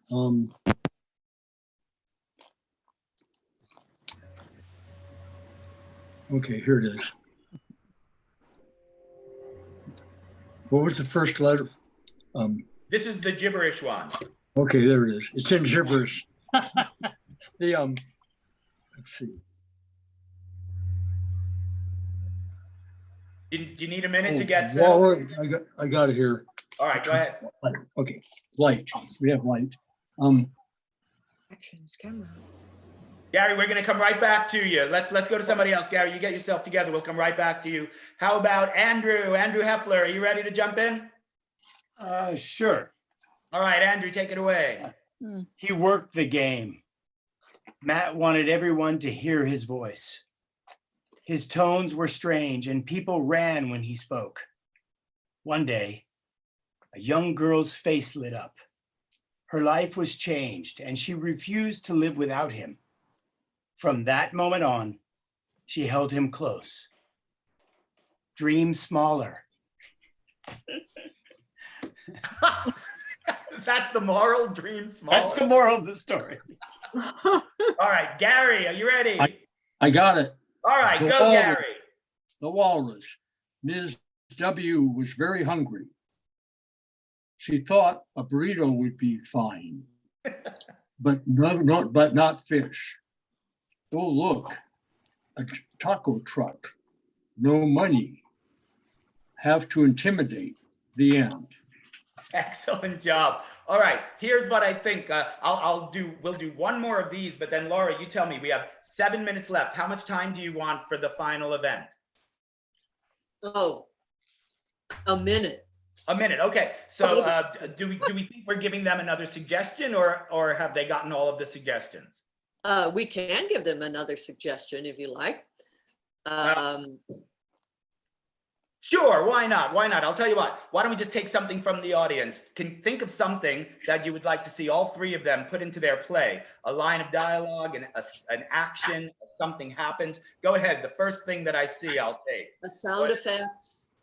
Okay. All right. Hold on. All right. Okay. We got it. Okay. You So, don't have to the mic, right? a If you want. line of I think I'm dialogue. on one. Okay. Somebody says, pass the sriracha. Pass the sriracha. Okay. All right. Do you got that, Laura? I don't even know how to spell sriracha, but I'll try. Siracha, according to Michael Wall. Pass the sriracha, Siracha. All right, they have 6 minutes left to write. That will be the final suggestion. And we can hear maybe 3 or 4 gibberish stories, or if there was anything that you want to read that you didn't get a chance to read before, like your minute-long stream of consciousness. Peter Michael Marino wants sriracha now, and that is unfortunate. But I hope you find some, Peter Michael. All right, who would like to read something? You could read your gibberish. Laura, are you still able to read those stories back and forth with people? Yes, I can. All right, so let's see. Anybody wants to read? Just go ahead and give me a text message here. Tell me who it is and what you want. All right, Sarah, what do you want to read? Sarah, where are you? Come up to the forefront, Sarah. Say hello. Hi. I would like to read the one with the Francine. All right, Laura, can you give us your part of the Francine story again? Here's Laura Livingston and Sarah Fedorston reading out loud. Ready? And Laura, I will cue you if you need that. I can hear Sarah. All right, Here we go, Sarah. Francine was a playwright. She had recently moved to New York City to chase her dreams. She had a friend who frequently got lost. What was she going to do living in such a large area? Francine was worried that she would struggle. So she opened the door, stepped out, and screamed, "I know I can do this." That's when the real trouble began. As the police showed up, telling her to stop screaming out her door. Suddenly, Francine's friend leapt up and demanded her to come inside. Francine took a huge breath and apologized for screaming and stepped inside. She realized you can no longer scream out in the public. And that's why she succeeded. Awesome job. Hey, in public, that's all it takes. Laura, stay on deck there because Karen Harrell will read her Francine story with you. Karen, are you out there? Yes, I am. All right, Karen Harrell, please, Laura Livingston and Karen Harrell in the Francine story. Francine was a very noisy woman who chewed her food like a cow. She had a friend whose name was Baby. They had coffee each morning. Francine was worried that Baby was going to move away. So she opened the door, stepped out, and tripped so that her leg would break and Baby would not leave. That's when the real trouble began. The medic that came was Francine's last husband. Francine leapt up and kissed him. Francine took a huge breath and screamed. She realized she kept making wrong choices. And that's why she gave up making the wrong type of friendships. Excellent job. All right, let's see. Pat, are you do you want to read something? Where are you, Pat? Okay. Francine. All right, Laura, Francine is the big hit of the night. Yeah. Laura and Pat in Francine. Okay. Here we go. Francine was a mouse with an attitude that lived in Jersey. She had a friend who ate frog legs and beans while looking out the bathroom window. Francine was worried that her unemployment check would not come. So she opened the door, stepped out, and fell face first into a puddle. That's when the real trouble began. Explained Orson Welles as he was being abducted by aliens. She Suddenly, Francine's friend leapt up and grabbed Orson Welles by the feet to pull him away from the aliens. Francine took a huge breath and Farted a musical while balancing on one foot. she realized, That she was broke. and that's why I always buy popcorn from Walmart. All right, ladies and gentlemen, here we are. We have 1 minute and 30 seconds left before our writers are coming back. 1 minute and 30 seconds left. Laura, why don't we phase into the final deep exercise that you are going to do for us before we bring the writers back? We have 1 minute and 30 seconds. all right. I see this as a performance art piece, everyone. I would like for everyone to take something they've written tonight. And when I give you the signal, which probably won't be at the same time for everyone, because I think I'm lagging like crazy. The signal will be when I go like this. Everyone in unison, read that piece that you've written tonight that you feel cries out to be read. All right, you got one? Whichever one you chose is the right one. Here we go.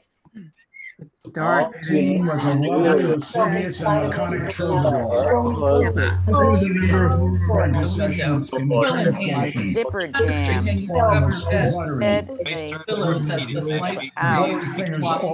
they tried hooking the zipper to a truck. They started the truck from the narrator. Fender fell off. Oops, the end. She snorted the whole bucket, and that was still wearing, while she was still wearing her mask. That's why her mask was yellow. No, sir. The end. I wanted to go. And that's why I think that's the end. Yes, that's the end. Bring our playwrights back. Everybody give yourselves a big round of applause for your awesome reading, right? All right. Laura, we're going to bring our playwrights back, and then we're going to take a brief break. Laura, will you kindly explain to the audience how the next 10 or 15 minutes is going to work and what they can expect on the way back?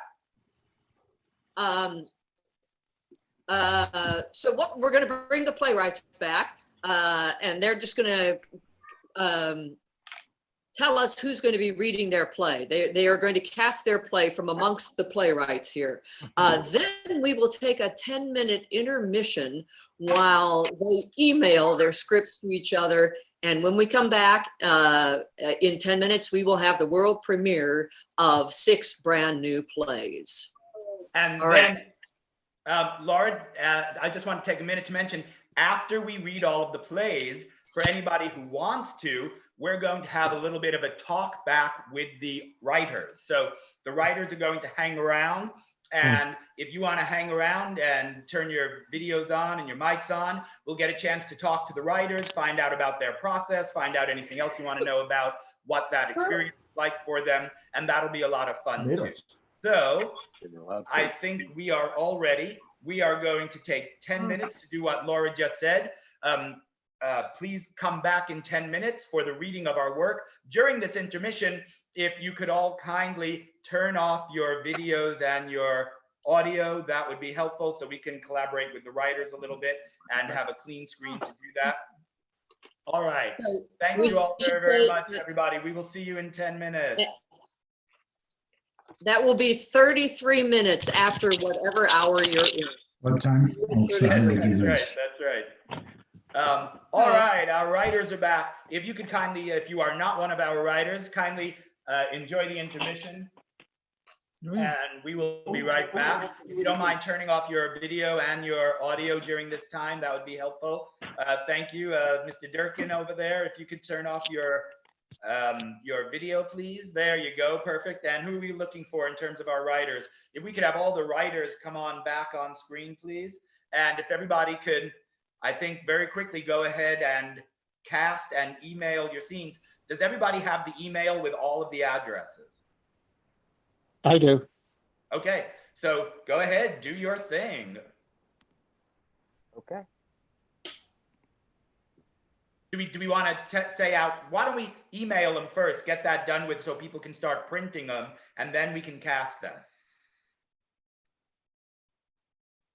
Okay. All right, so go ahead and do that. Is Laura Valpy with us? There you go. 1, 2, 3, 4, 5. Who are we missing? I'm here.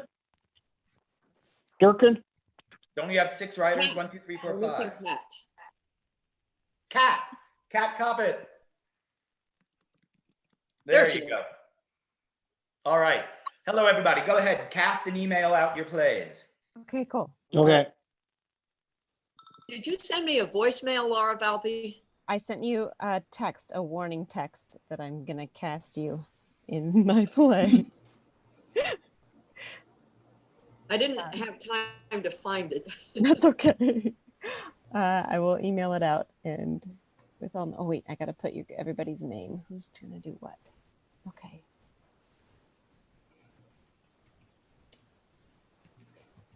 Are we saying out loud who's doing what right now? Is that what we're doing? Let's do the email first to get that underway, and then we can say. Gotcha. Okay. Sorry.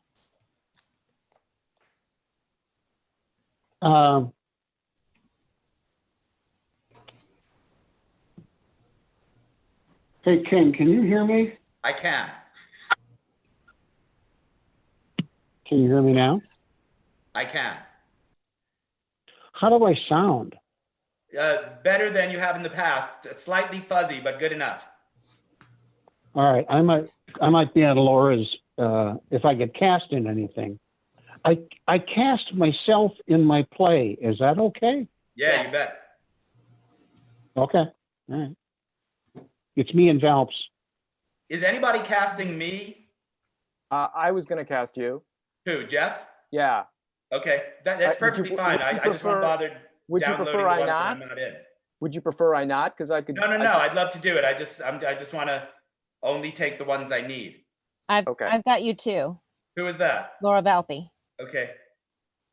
I don't see yours yet, Laura. No, I'm adding the names on the actual thing before I make it a PDF. It'll come out. Awesome. Yeah. Jeff, I'm not seeing yours yet either. Yeah, I'm just sending it. I had to convert it to a PDF. Hold on. Okay, I'll shut up. Is anybody casting me? Yep. Yeah. Yeah. Val? Yeah, Who- Valpy is. Who? Valpy, Lisa? I'm casting who you else? too. Jeff, I'm casting you Jeff? too. Yeah. Jeff? Anybody else? I got Valpy, Lisa, and Jeff. Good. Durkin, I'm casting you. And Kat. All right. All right.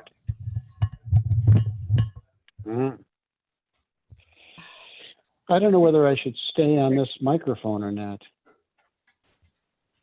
You seem to sound fairly good. Everybody, does he sound okay? Yeah. Does Durkin sounds okay?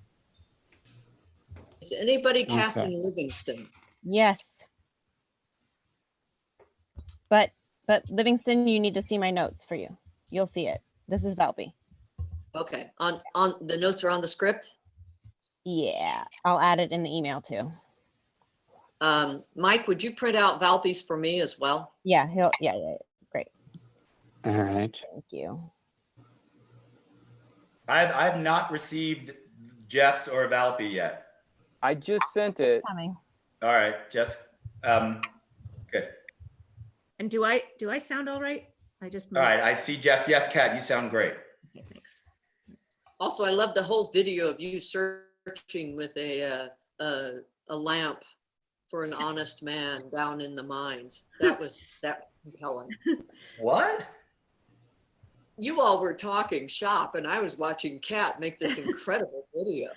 I moved over to an Ethernet connection because if I'm reading scripts, I don't want to lose my connection. And Michael's also teaching a class.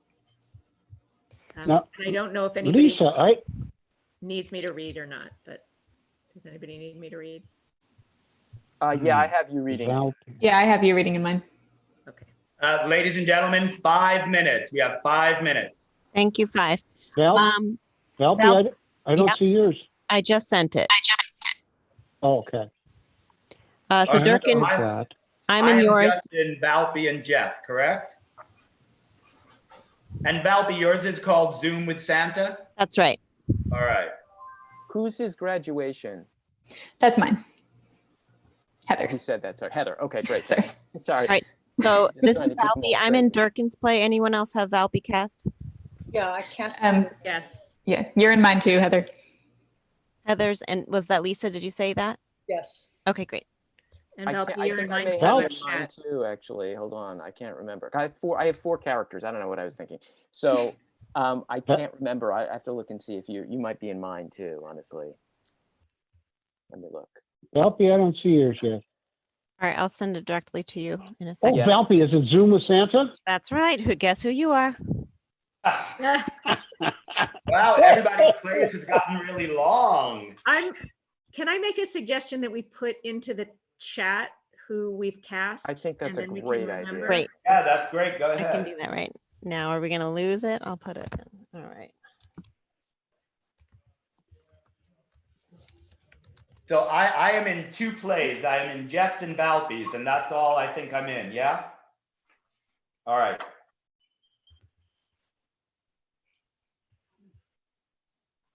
Well, looks like I'm not in any. Who said that? Durkin, Lisa, I think I put you in Zoom with Santa also. Zoom with Santa? Okay. 4 minutes, ladies and gentlemen. 4 minutes. Thank you, 4. Thank you, 4. You got to get away. You've got to get away.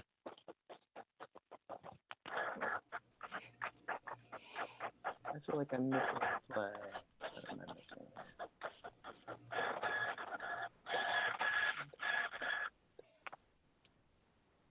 Oh, that's the one I'm missing. Okay. Hey, Laura. Yeah. Before we start reading, do we want to take a minute for our public service announcements? Because or are we going to save that for the end about the companies? I need to go to the other room now. That's not my computer. That's me. I thought it was coming at the end. I think that's right. We'll just do it at the end. Before we, maybe right before we read the final play. Sure. Yeah.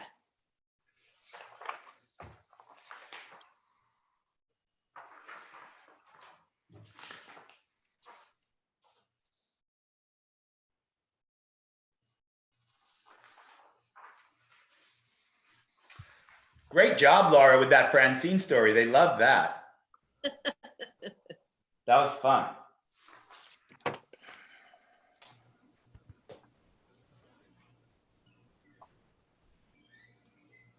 It'll be fun to go back and watch what you guys did with everybody. Thanks, Mike. Besides making up difficult suggestions for us. Do we want to choose the running order so the actors will know when they're going to be on?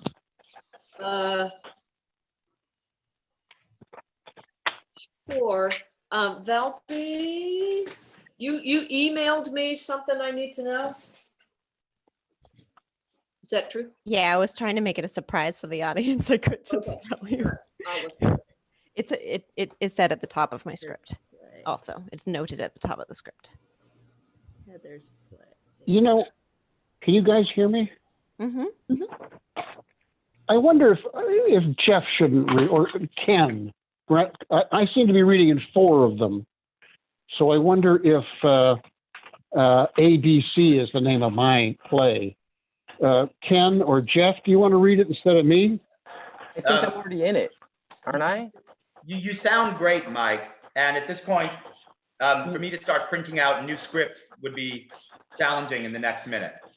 So, Heather, I don't okay. Well, Durkin, you said the father, and on the top of the script it says Jeff. And aren't I playing that role? Yeah. Yeah, you are playing that role. My email. Okay. It's Sometimes your dad has it's a Jeff. for me. It's Jeff and Valpy. Right. Okay. Yep. Is everybody happy? I'm missing Heather's script. I'm resending it right now. Thanks.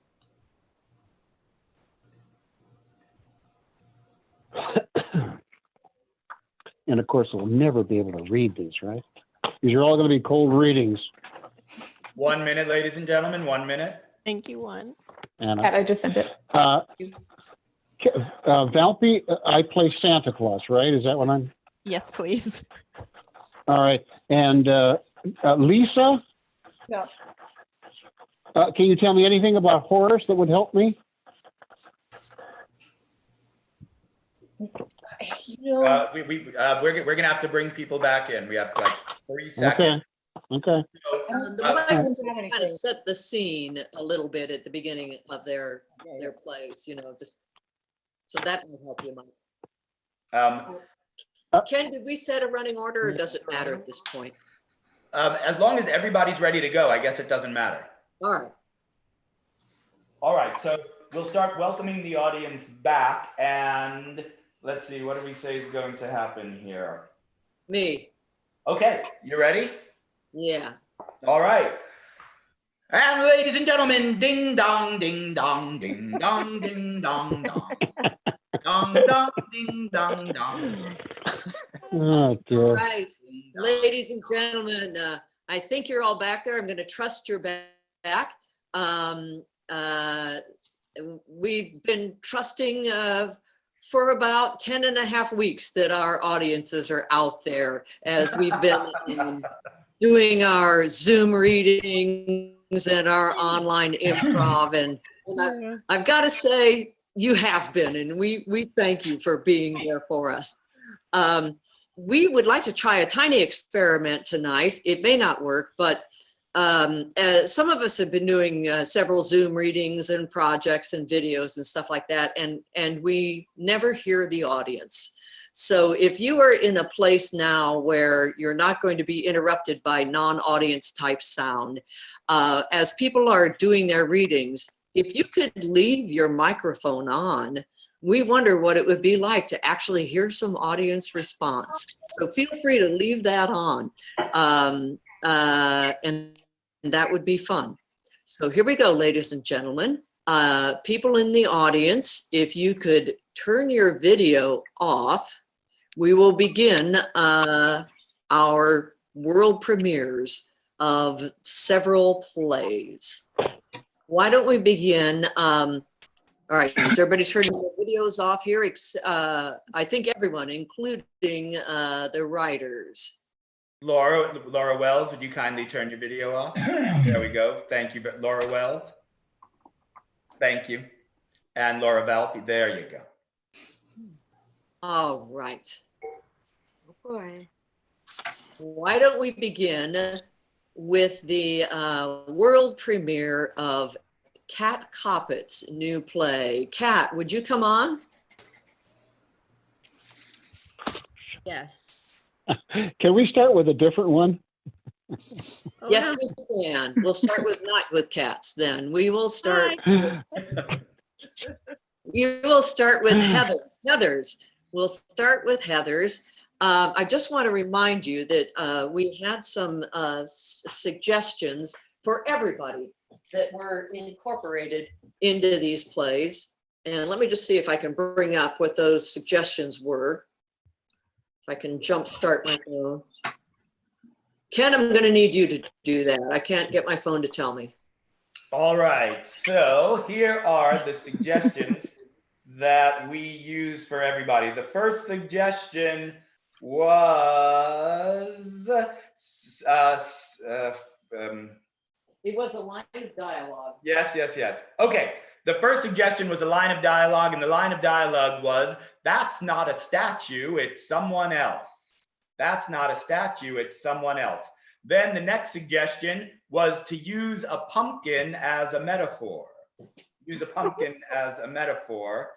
And then the next suggestion was a stage direction, someone throws something. And then the final surprise suggestion was the line of dialogue, pass the sriracha. So once again, all of those suggestions were, let me use that one more time. All of those suggestions were to use a pumpkin as a metaphor, someone throws something, pass the sriracha, and the line of dialogue, that's not a statue, it's someone. All right. Heather, could you remind us of the suggestion that you went out with? Yes, I asked for a major life milestone and I got graduation. Graduation. All right, ladies and gentlemen, Here comes, oops, I better make sure I get mine off as well. Here comes the world premiere of a new play by Heather Adams. So the play starts out, or it is backstage before the graduation stage, and it's in a superhero school, and it's between one played by Jeff, who is one of the professors, and Valpy, one of the students who's afraid to graduate. You ready for this? I have to be, don't I? Come on, you've got this. You've been preparing for this moment for years. This has been your dream. You'll walk up on that stage and walk off the other side as more than you've ever been before. What if it doesn't feel any different? Everyone talks about this moment like it kickstarts their life into motion, but what if I just stay the same scrawny little kid I've always been? All I know is you'll be all you are meant to be. I'm scared. I know, I was too. Really? Of course. It's terrifying. It's the beginning of everything. Or the end. Jamie, you were accepted into this academy for a reason. All of us were. The elders saw something in you, something that is going to grow into the most magnificent version of you there could possibly be. You are going to get a gift when you walk up there today, and you are going to use it to help countless numbers of people. I don't think I'm ready. You're a wonderful student. You've aced every exam. Why wouldn't you be ready? I read something the other day. It scared me. Read what? Don't get mad. Jamie. I got into the basement of the library. That's forbidden. I know, but listen. There's a reason we keep things locked away. I know, but I'm glad I went down there. I found the elders' journals, and I read the entries about Tyler McLevitt. He was an anomaly. Okay, what about Michelle DeCloud? She graduated in your year, didn't she? 2 anomalies out of thousands of successes is nothing to worry about. You can't talk about them like they're unexplainable flukes. They're supervillains. And every other student who has graduated from a school has used the powers they received upon graduation for good. DeCloud and McLevitt were just flukes. No, they were kids. And they were scared. The elders wrote about their exit interviews just before graduation, and I swear some of the things they said, they talked about feeling afraid. Feeling like they didn't fit in here like everyone else, like there was a darkness in them. If you'd all just paid a little closer attention, I'm sure you could have stopped them. There are signs, and I've been showing them. You aren't like them, Jamie. You couldn't be. I have looked after you since the first day you showed up in my class. I have been beside you through every tragedy. I know things have been difficult, but that's no reason to give up on yourself. But what if I'm like them? What if I walk through the trans enhancerator and it brings out every angry impulse, all my drive for revenge? I don't feel like a hero. And if it senses that, I could become a villain. You know it. Jamie, wait, what's that? Is that a statue of... That's not a statue, it's someone else. DeCloud. How dare you step foot on these premises? I had a feeling this was going to be the year. Jamie, you will be the next to enter our ranks. The rank of villain. Tyler and I have been waiting for a third partner. You will complete the team. No. Jamie, get out of here. I'll handle her. Ha! You're weak. I know you, Harvey. We used to be friends, don't you remember? What? He didn't tell you. He was the Cinderella to my pumpkin carriage. I was always around to support him and carry him to the ball as long as he was. I felt like I was that shiny carriage, but when I stepped through the trans enhancerator, I realized for the first time that I was just some pathetic pumpkin in his shiny story. And when I confronted him about it, I offered him the chance to apologize, to join me, but instead he chose to fight. I won and got away, but that day I felt like my pumpkin guts were torn out of me and I could hardly breathe. I thought there was something wrong with me. I'd lost my best friend and the elders ostracized me. 7 years later, when he crossed the stage with his own story, his own grudges, I knew we would return together to seek our revenge. He flies and I can control the weather. We just need a man on the ground. I'm sure that will be you, Jamie. I can feel the hidden strength emanating from your core. You will be our greatest champion. I don't want to be like you. I never want to be like you. You won't have a choice. Neither of us did. The cloud pulls out a business card and hands it to Jamie. Give me a call when you're ready. The cloud exits. There is a pregnant pause. Finally, Jamie removes her graduation cap and throws it at the ground. I won't do it. The chief elder is the reason my parents are dead. I know he didn't mean for it to happen, and I know I say that I've forgiven him, but I can feel the anger within me. This school, you, even those other punk students, it all has been such a blessing. I hate to think that I could become something that would destroy everything you've worked for. I don't want to become fueled by hate. Yeah, circle. Father, I can't walk that stage. I can't risk it. Pass the sriracha. What? That's what you said to me during lunch on your first day. I told you it was too, your mouth would explode. And you said, bring it. Listen to yourself, Jamie. If you were truly going to become a villain, you wouldn't be feeling this fear. You have never backed down from a fight. And maybe you'll have inner battles, but you have to walk that stage and find your true potential. She was right. Me, the elders, we're weak, but there is strength in you. You may be our only hope. I love you too, and I believe in you. Voice calls Jamie's name from off stage. She gets up her courage and walks off stage to get her powers. End of play. Awesome.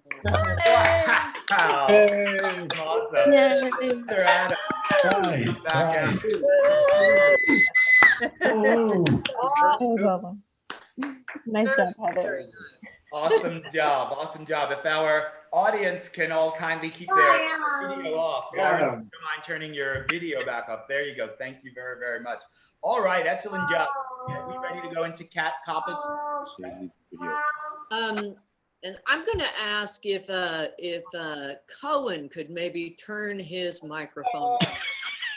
We're hearing a lot of his comments during this. So someone is there with Cohen and might show him how to turn his microphone off. That might be very nice. King Cohen. Okay, yes, thank you very, very much. All right. We're trying. Okay, thank you. Thank you. Kat, hey, Cohen. Kat, you want to tell us what your initial suggestion was? Yes. But maybe we can hang on for just one moment. Liza Durkin, if you can turn your video off, please. Video. Great to see you. All right, there we go. Thank you. Yes, I asked for a piece of advice that you may or may not have followed, and we got stay calm. Right, here we go. Another world premiere. Oh boy. Mark and hang on, I will get out of your way. I want to check my mic. Everybody hear me? Yes, you're all good. Yes. Mark and Jennifer are standing on an abandoned train platform out in the proverbial middle of nowhere. Darkness is falling. They are both frozen, stricken in place, distraught, and exhausted. They have been there for hours. Okay. So. I'm really sorry. No. It's all right. I understand. You were frustrated. No, I shouldn't have thrown the phone. I suppose not, but it's not like we were getting a signal anyway.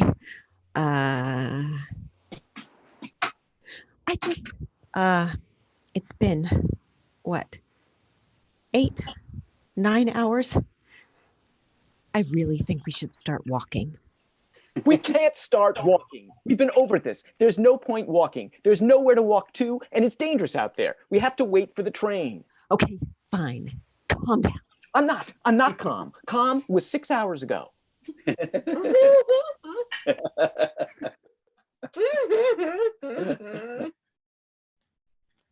I just wanted us to have a little adventure in our lives. Well, you got your wish, didn't you? I didn't want to strand us. I just thought breaking the routine would get us out of our rut. So you just thought, get on the fast train to nowhere? We've been so focused for so long, so driven.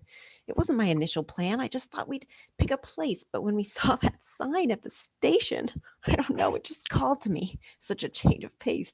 Yeah, such a change of pace. Standing on an abandoned train platform in the middle of nowhere with no food, night fucking falling, no train, no phone, no way home. Well, you have to admit, we are out of our rut. Come on. It could be a little romantic if we just changed our mindset, right? Just us, the spooky trees, the chilly wind, a little bench, that creepy statue. We should sit and we should cuddle. Jennifer, that's not a statue. It's someone else.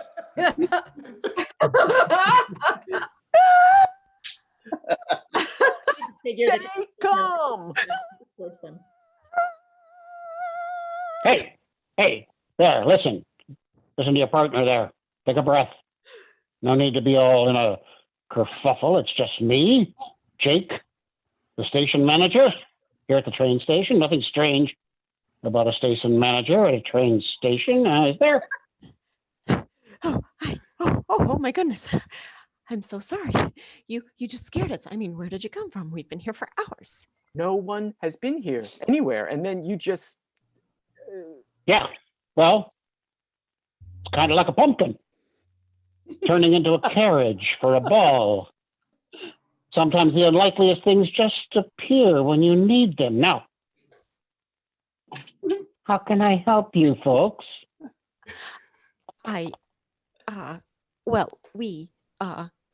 When does the next train come? Or is there a place to stay? We'd like to get home, or... You seem a little confused. We're not confused. We're stranded and frustrated and hungry and stuck. Can you help us get back? You want to get back? Yeah. You do. She looks at Jennifer. She looks away. Jen, come on. You certainly don't want to stay here. This is nowhere. Look, this is ridiculous. Can you just answer our question? When is the next train?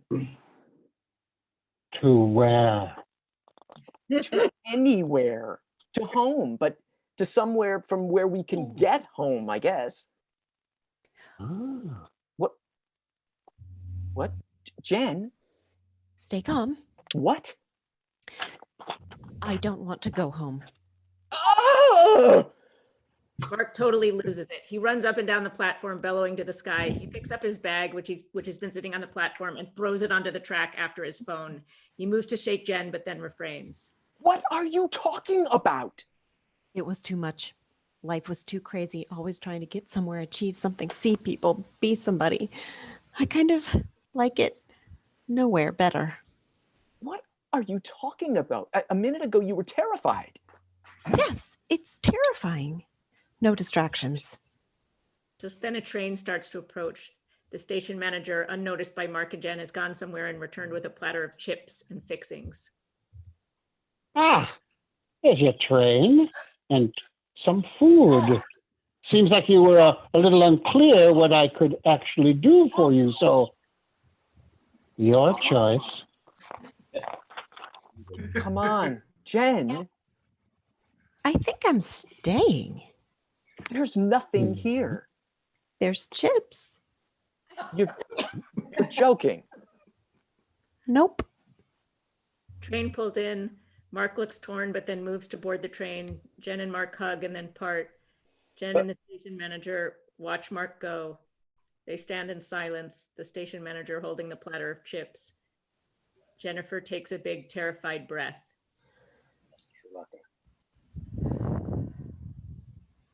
You're muted. Stay calm.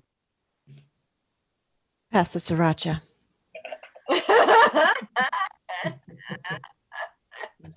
That's pretty cute. Oh, yeah. That was awesome. Very Twilight Zone. All right, let's see. how about, shall we do Lisa Thompson's play? Are we ready for that? Nevermore. Yeah. All right. Let's move on to Lisa's play. Lisa, you'll set it up for us in just one moment. Everybody else who's not in Lisa's play, let's go backstage. Lisa's. I can't Just remember. remind us of what you got to start out with, Lisa. I got the suggestion of a raven. Of a raven. You have And it, is there Laura? anything we need to know at the outset before the actors start reading? Yes, we need to know if Laura has a copy. Ah. For sure. But let me just start. Yeah, so it's called Nevermore, which is the original. I don't know where it came from, but this is a story of a couple, very optimistic couple. They've had several marriages already, but they got married yesterday. They're in their hotel room and they just want things to work despite everything. All right. Okay, I'm getting there. I'm in this. Yes, and I'm pulling this up. Okay, sorry. I'm here. Yes. Okay. We just got married? Yes. Okay. Yeah. All right, ladies and gentlemen, another world debut. They use tools. Heard that. Dropping nuts on the highway to be shelled by passing cars. Great. There's that whole precursor of doom thing, though, too. Sure. But we're enlightened. We don't have to buy into that pre-existing meaning. Let's re-signify. We better. Our honeymoon was already off to a rocky start, and now the raven landing on the sill. Rocky start? Yeah, well, you know, the leg of lamb debacle. Horace, you know I can't eat raw meat. I know, but you sent it back. Chef Andre, he came out. Everyone looked. I guess I should have just eaten it. Funny, that's not what I thought you were referring to when you said rocky start. I thought you were thinking of the boudoir incident. What? You know. Okay, but it wasn't a big deal, was it? I mean, I was nervous. It was our first time as man and wife. I fumbled a little. That's not what I meant. What then? You really don't know? You called me Joe. No, I did not. You did, pet. Oh, God, that is disturbing. I mean, like, who the hell is Joe? You don't know? Even more upsetting than if you knew somehow. Re-signifying, remember? Ravens have an incredibly elaborate vocabulary. They're definitely cooler than crows. You know, when we said our vows yesterday in the church, you well, I'm sure it was a mistake, but you left out the part you'd written about faithfulness. I'm yours, you're mine, unmistakably, singularly, forever. You remember? Oh, well, in rehearsal, it came off a bit wordy. It shook me up a bit.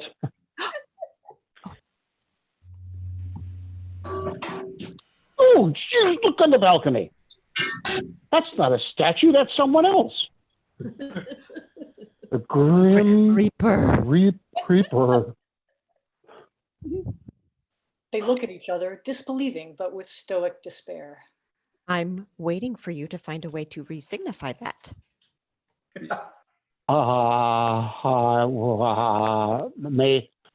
Maybe it's not an omen for a bad marriage. Maybe it's a portent of impending death or a natural disaster. What a relief. Well, Look, I know you. I love you. We don't believe in bad luck, do we? We're just making something out of nothing here. I agree. We're jittery. Too many divorces behind us. I love you way more than I loved any of my wives. And more significantly, more than all of my many, many lovers too.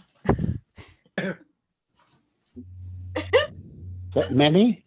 Honey, you got to carve a few pumpkins before you find your jack-o'-lantern.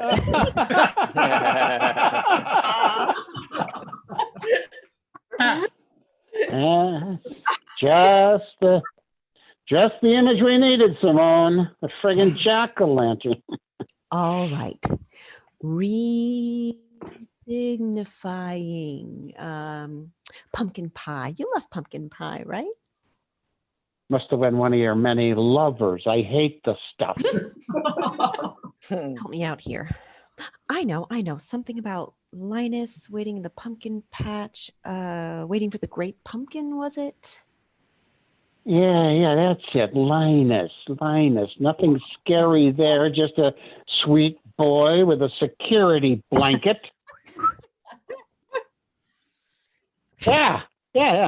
So we got a bird, a dude in a scary robe, and an orange vegetable. We're okay. Yes, we're okay.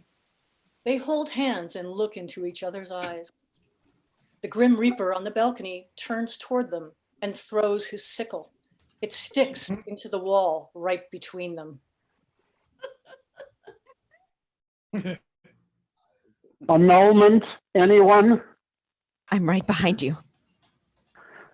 When the world gives you taco, you just got to say, pass the sriracha.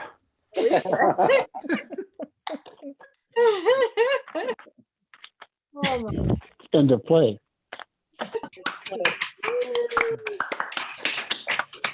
Excellent job. Very nice. Thank you so much. All right, Laura Livingston, will you introduce our next play? Sure. This next play is by Michael Durkin. And did you play an improv game in the middle of this play, Mike? I did not. All did not.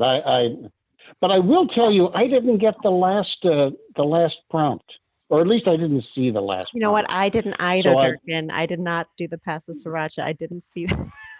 Okay. That's all right. It is what it is. Yep, that's fine. Okay, but do remind us of the beginning suggestion. I asked for a game, and I got Tic Tac, and I just extrapolated from Tic Tac. All right, ladies and Laura gentlemen. Livingston, would you read the stage directions if there are any there? I don't have the play. Can I ask I'll read them. Can I ask just a quick question, Mike? Just because looking at the play, it seems like 1 and 2 switch a little at the beginning. I want to make sure I have that right. That it seems like one, so I think I play number 2 for the first line, and then from sort of almost from then on, I'm playing 1, and I would have to look at the script. Okay, well, we'll play We by better ear. go to somebody else's script. No, it's all right. I think it's pretty clear, but I just wanted to make sure we're on this. Does that look that way to you too? It looks like it, yeah. Great. All right, we got it. Oh, Your actors have Jeff got is your the money. dad. Yep. You're gonna read the stage directions, right, Mike? Okay. All right. Yeah, I am. So, ladies and gentlemen, Tic Tac. This is the most important day of my life. You shouldn't put pressure on yourself. Keep calm. The best thing for you to do is breathe. Dad, I don't think I could have gotten here without you. I know I have never told you often enough, but I truly appreciate what you have done for me. The sacrifices, the early morning practices, the training that you have gone through. I love you, Dad. Sweetheart, this is the proudest day of my life. Here we are in Hong Kong. It's our Olympics. Do your best. How's your head after that exhausting flight? All the layovers, all that bump on the head when you pulled your suitcase out of the overhead. You feeling good? Not a problem, Dad. This place, this day suits me to an R. Good. I'll call room service. What did you just say, honey? I'm feeling good. Well, that's not exactly what you said. You said this day, this place suits me to a what, sweetie? I said this place suits me to a T. My mistake, honey. What should I order for you from room service? I know you always like a little candy. Oh, Dad, ew. How about some L&Ls? Okay. Sweetie, did you just hear what you said? You said some L&Ls, honey. M&Ms are what you like. Of course, Dad. Why did you say L&Ls? I don't think I did. But if I did, I just wasn't thinking. Honey, I don't want to get you, I don't want you to get excited or nervous, but this is the International Tic-Tac-Toe competition. You won the local, the state, and the nationals. You're not overly nervous, are you? Daddy, I am absolutely RK. Sweetie, let's do a little warm-up game for your first big match in about an hour. You sure, Dad? I could use a little R&W. R&R, sweetie, rest and relaxation. I'm getting just a little nervous myself. I'm starting to sweat and my mouth is completely dry. I need my Tic Tacs. That's not a statue. It's someone else. Honey, you're having visions again. The bump on the head might be more severe than we thought. Who are you seeing? Natasha Voldovov, last year's champ. She beat me so bad, so embarrassing. But you've worked so hard this year. You've buckled down, you've persevered, you've gave it everything. I know, Dad. I crossed every G and dotted every C. Darling, do you hear yourself? This is a game of X's and O's, and it sounds like you might be having some alphabetical delusions. Oh my God, Dad. If I start using arbitrary letters in the competition, I think that is an elimination offense. Dad, you have to hit me on the head in the same place that bag hit me. I can't do that. I love you. It's for the game, Dad. We have sacrificed everything for today. Hit me, Dad. Hit me. Do it, Dad. Do it. Dad, clocks are on the head. All right. Let's play a game. Breathe, honey, breathe. It's just like carving a pumpkin for Halloween. Whatever you do will be right. I'll make the hashtag pattern and I'll start by putting an O in the upper left-hand space. What will you do? Obviously, I commandeer the center space. Having that position will make defending any of my opponent's moves. So I would, without hesitation, mark that center space with an X. Yes, darling, yes. You are back. You're ready. Oh, thank you, Dad. Oh. Yes, and X marks the spot, Daddy. O's and X's. We're saved. Thank God. I knew you could do it. All right, a little nourishment. A little nourishment, a little dinner before we leave, and then off to the competition. I'm not going to hurt anything. Hello, room service. I'd like to order some dinner. I'll have the porterhouse steak with baked potato, and for darling. Steak sounds delicious. I'll have an H-bone with fries. Dad throws the Tic Tac sheet away. The end.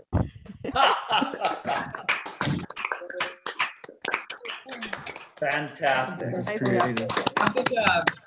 Awesome job. All right. Hey, Jeff Tarson, why don't you stay out there and we'll concert. Me?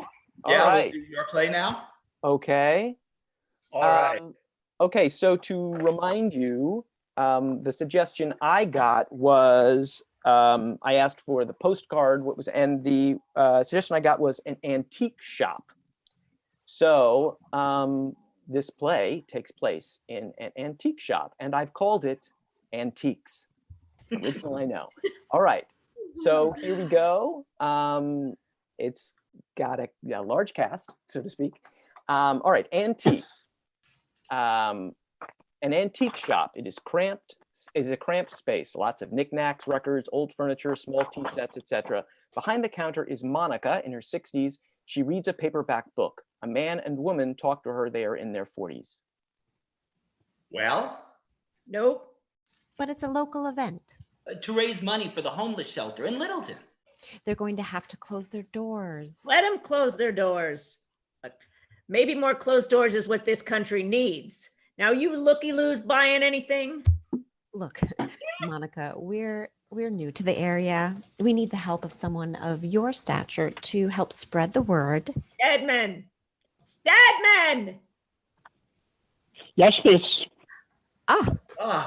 Stedman, an older man who wears a tuxedo, has been lurking in the shadows. He steps forward. I thought that was a statue. That's not a statue. It's someone else. Well, duh, I know that now. These two don't want to skedaddle. Get rid of them. Monica goes back to reading her book. Madam Covington would like you to remove yourselves from this place of business. Okay, we didn't see you there. I strive not to be seen. You do it well. Thank you, ma'am. Hey, Stedman, less talking, more shoeing. Yeah, I'm sorry, my lady. May I show you to the door? He politely walks with them, the couple, to the door. As he passes in front of them to open it, they notice a tag on the back of his tuxedo jacket. Is that, wait, is your coat for sale? No, miss.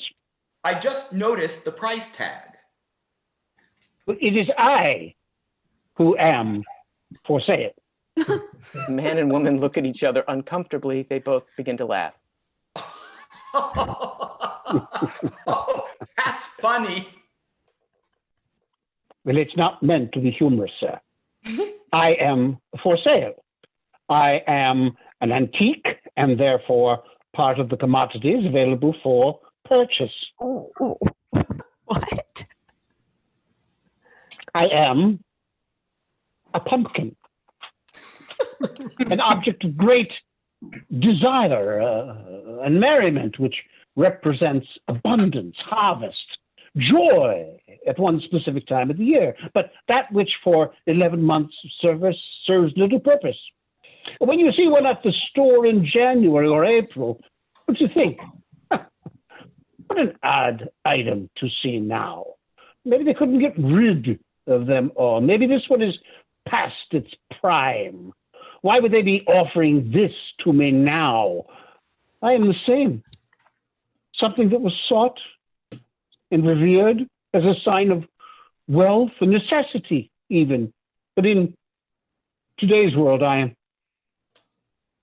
out of season. I never thought of it that way. Do you need help? I mean, are you here against your will? Any of us really held against our will? We are where we need to be. Someone throws something.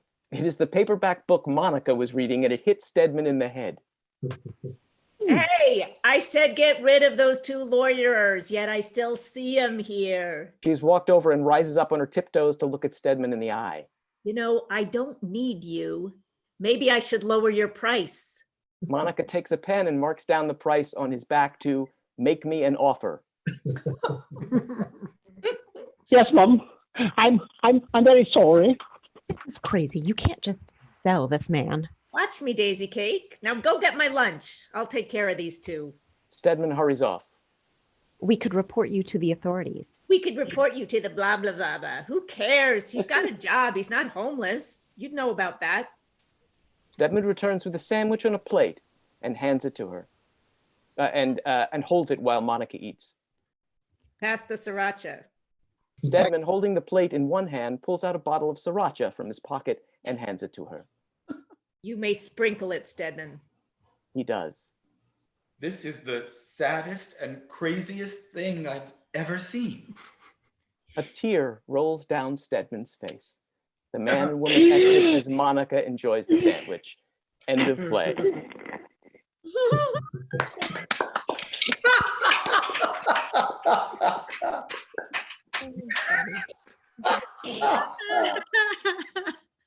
That was awesome. Okay, let's see. Where are we? Laura Livingston, do you want to introduce our next play? Sure. This is the last play. Ah, okay. Unless somebody's going to yell at me and say it's not. I believe it's Laura Valpy is the last one to go. So when this is over, if you can stick around, if you have questions that you want to ask the playwrights, feel free to. So Laura Valpy, would you remind us of what you got for this, and kind of set the scene for us in any way that you think you can? Yeah, absolutely. The suggestion that I got was Christmas. And the scene is that Santa is taking Zoom calls with kids instead of having them come sit on his lap in person. So it's a Zoom call with Santa. Ken, you can be a voice off. I will stop my video. I will read. There we go. Yeah, I will read the stage directions. I think we're good. All right, so this is Zoom with Santa. Santa on Zoom, alone on the screen. Holly jolly decorations adorn his background. He speaks to an elf assistant who is off screen and unseen. Hey, Twinkie, have I got time to run to the John before the next... We're running 3 hours behind schedule, sir. Well, it's just Mrs. Claus makes me a little glog, you know? I've had more than a few. Yeah. We're starting to get a lot of angry emails from moms saying it's almost bedtime. All right, I'll cuss. Say no more. Who's the next little girl or little boy? Let him in. Let's make some wishes come true. Yes, sir. Thank you, sir. Next, we have Caroline zooming in from Phoenix. Caroline joins the Zoom call. She remains muted. Caroline, look, welcome. No, Caroline, darling, you're still muted.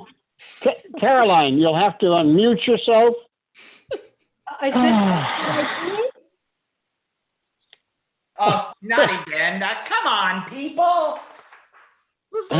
Calm down, Twinkle Toes. Calm down. Do you see the microphone is right down at the bottom of the. Is this it? Did I do it? Welcome, Caroline. Now, what are your little rugrats? Where are your little rugrats? Rugrats. Your sweet little cherubs, or just one. You have a little girl made of sugar and spice and everything nice, or perhaps a little boy made of what is it? Puppy dog tails. Mrs. Claus has been hovering like a statue behind Santa, holding a mug of glug. That's not a statue. That's someone else. Santa turns around. What? Oh, no. That's Mrs. Claus. Come, say hello, dear.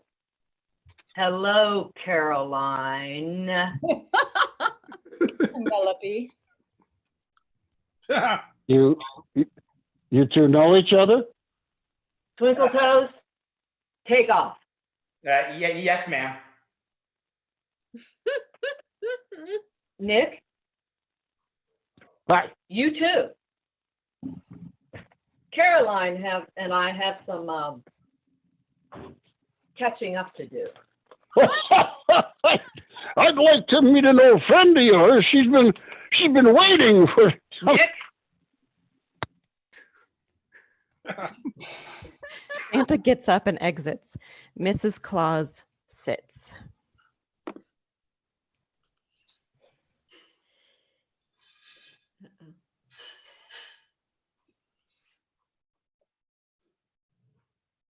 Mrs. Claus sits. He's talking, but she's muted. But seasons change. And you either rot or you get turned into pie. Well, I'm not immortal like you, and I'm not here to cause trouble. Oh, really? You just wanted to tell Nick your wish list? A grown, childless woman, you just wish you could sit on Santa's lap one more time? I'm not childless, Oh? and neither is Nick. Mrs. Claus throws her mug across the room.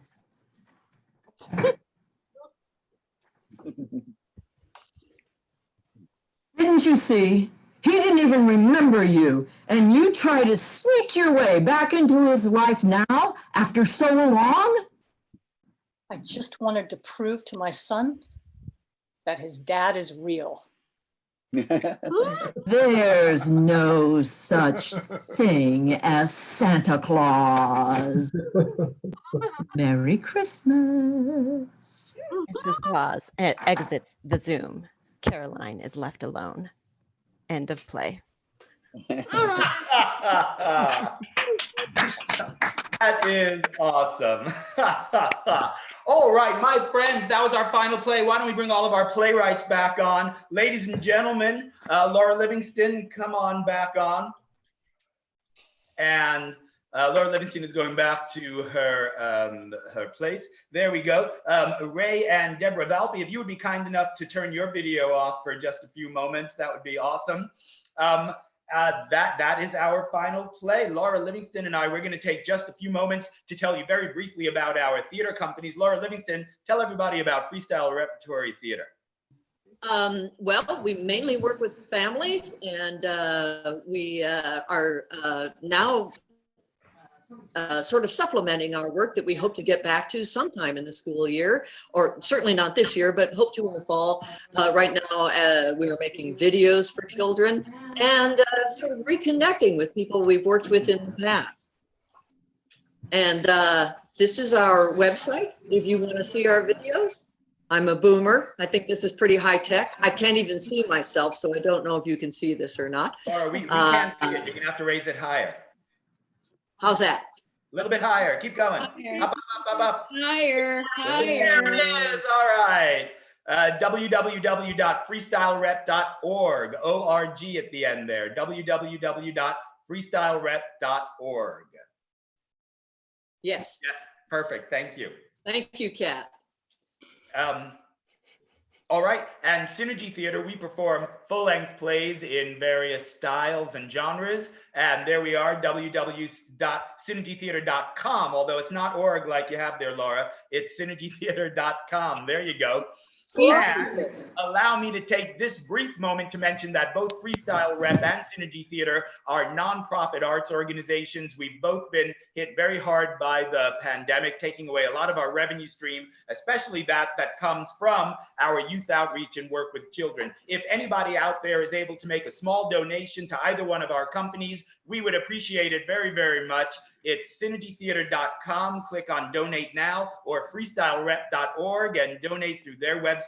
$5, $10, anything you can offer either one of us would be greatly appreciated and very, very meaningful. Ladies and gentlemen, thank you all for being here so much. In 1 minute, we're going to take a final bow from all of the playwrights. And then if you want to stick around. We're going to have a nice casual talk back with all of the playwrights. Thank you for being here to our online debut of Right Away. On the count of three, everybody take a bow. 1, 2, 3. Woo! Thank you all so much. If you need to say goodnight, good night. We love you for being here. If you want to stick around and talk to the playwrights, come on back, turn your video on, turn your audio on, and let's kick back and talk for a little while. Hello, everybody. It's so nice to see you here.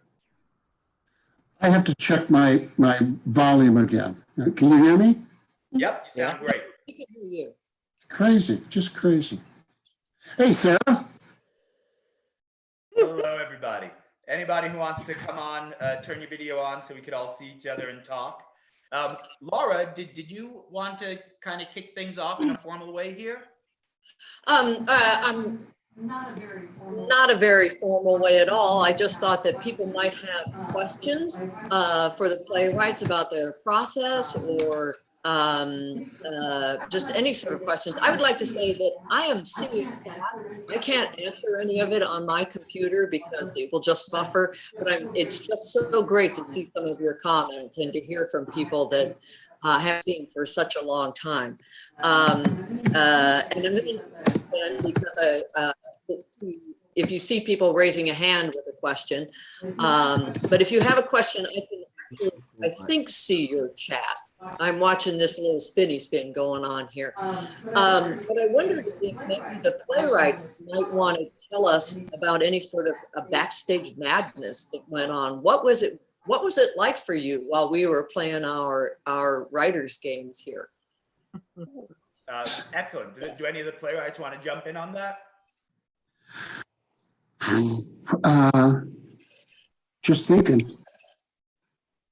Yeah, I guess without anybody else in the space with you, at least there wasn't the madness of other writers trying to work alongside in the same room like it was when we did this live, yeah?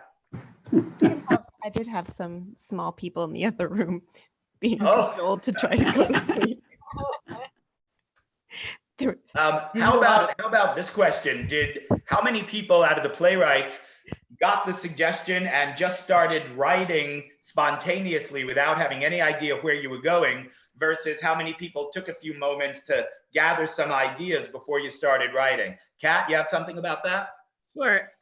I did the first. So I got a hit on a location, but actually my suggestion was stay calm. And I had the image of two people shouting stay calm at each other at the same time. And that was all I had at the beginning. And I was like, okay, what would happen? Where would they be that would make them do that? And I was like, I want to start in the middle of something after they've like already led up to that moment. And then I just like improvised with myself. Awesome. And what about Michael, what was your approach? I'm sorry, I was waving to somebody. But nevertheless, I just started writing, and I guess the first thing I thought of was X's and O's, and I just went from there. Awesome. Anybody else with a different take on the process, or was it?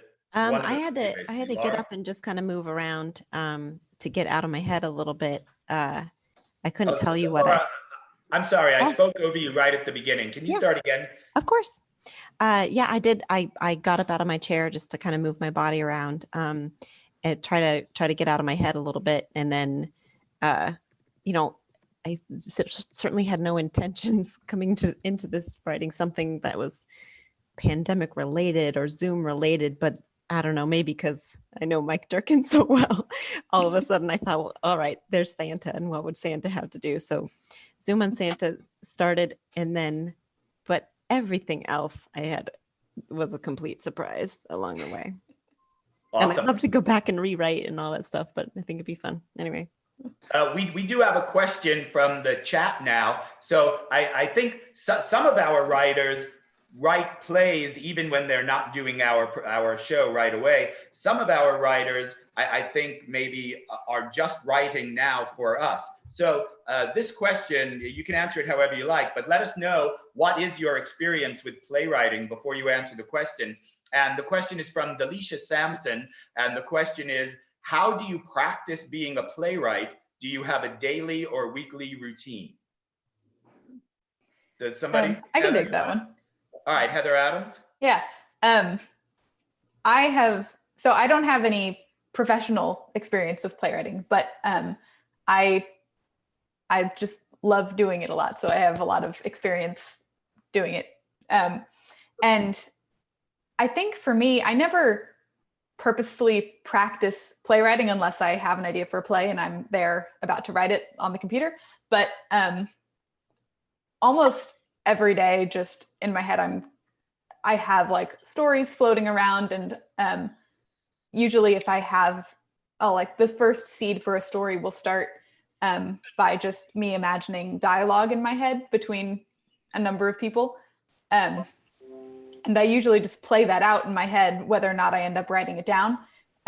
So through doing that over the years, I think that's how I've practiced. So just kind of taking the normal type of make-believe or fantasizing that we all do, and instead of letting it evaporate, writing it down and taking it further. Yeah, exactly. Does any other writers have any kind of routines? Lisa, did I see your hand up a moment ago? Yeah, I don't have a routine. I wish I had a routine. And you know, maybe this will help me establish one in a way.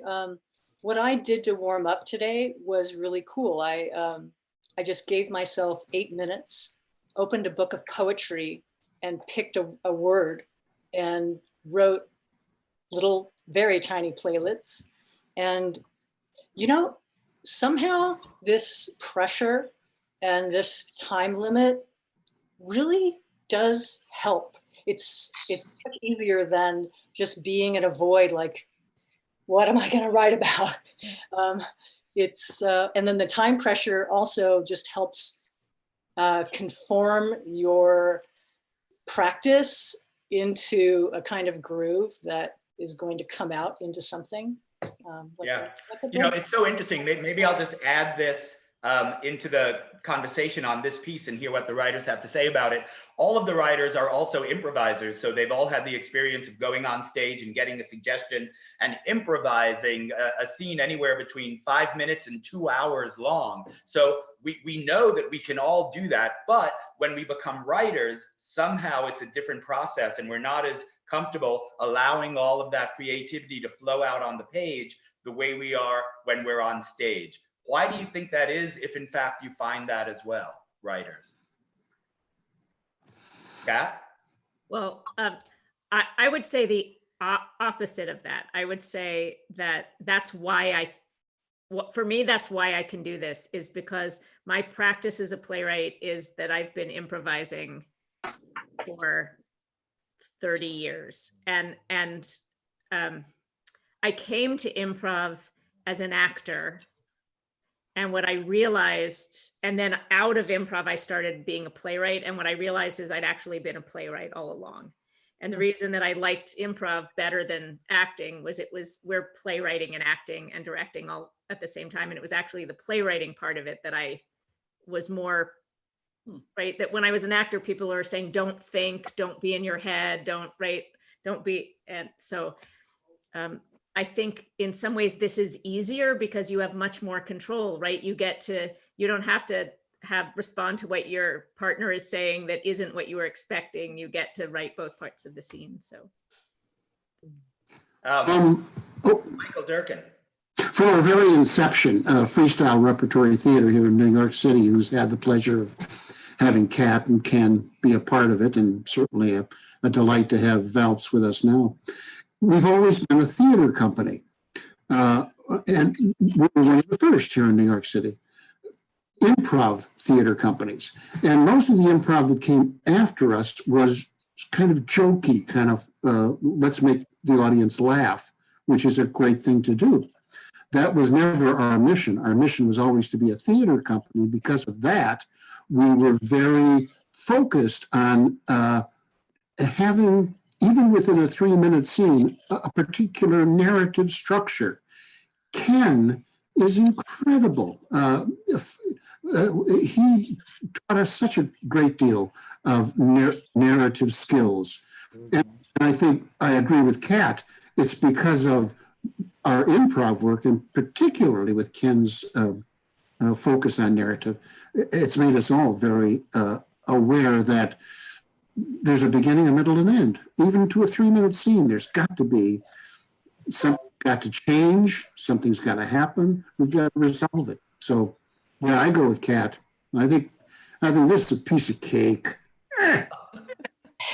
Thank you, Michael. I appreciate those very kind words. Thank you.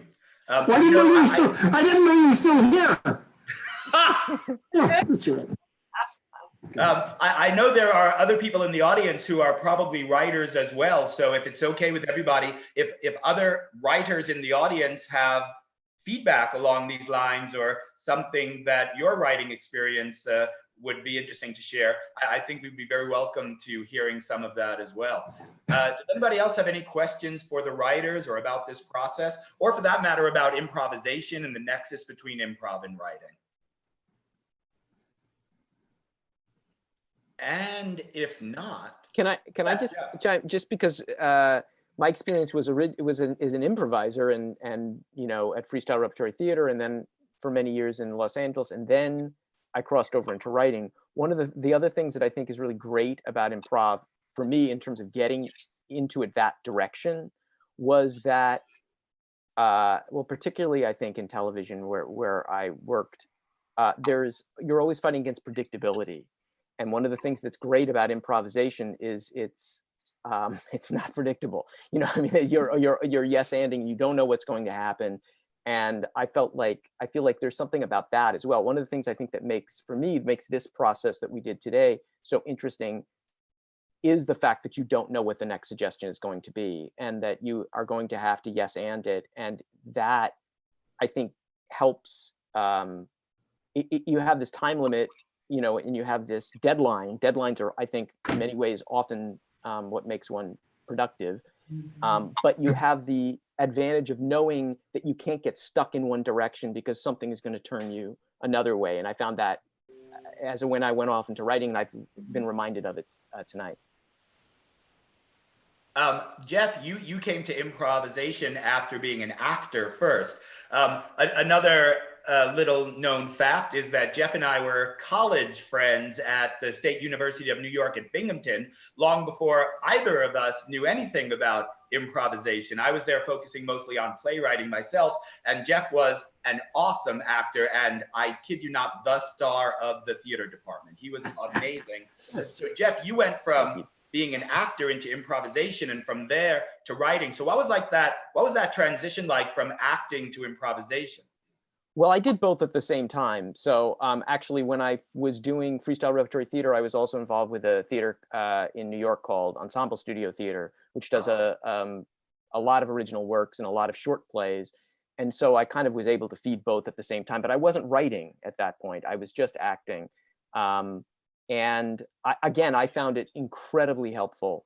It got me out of my head. We're talking about being in one's head, and I felt like improvisation got me out of my head. And the concept of yes-anding often as an actor, particularly when you're auditioning, and you may be reading with somebody who's not giving you anything, if it's a casting director and they're just reading the lines, you know, the concept of yes-anding whatever is given to you and using that as forward momentum, I found really valuable. Thank you. Anybody else with any questions or any topics of interest that you might want to hear the writers respond to? Yeah, Bright. Let me put into the chat, okay? And so it's going to be a little longer one. All right. Let me read that out loud, just in case people can't see the chat. It says, it seems each is about 5 minutes of reading the plays. Lots of lines suitable for theater instead of TV. Is it the intention that writers use lines to move along the storyline instead of acting? And Zoom might be another factor. So tell me if I'm explaining this correct, Bright, and if not, please correct me. Are you asking what does the majority of the storytelling, as far as the playwright is concerned, the lines of dialogue she's writing, or the expectation of the actor's portrayal? I'm thinking from the production perspective, like if we do it live in theater, so we can do whatever we can do, but now we are confined to a certain place like zone here. So facial expression is great and allow lower vowel pay expressions are beautiful. Also, I heard quite some people using the lines and a lot of more lines to move the story along ahead or something. And just wondering how you guys came up with the lines, dialogues, and if you had the technology piece in mind or something like that. Yeah. Okay. So the major issues there are writing for plays versus writing for the small screen, and similarly acting in the theater versus acting for the small screen, and how you approach tonight with those factors in mind. Does somebody want to jump in on that? I'd be happy to. Yeah.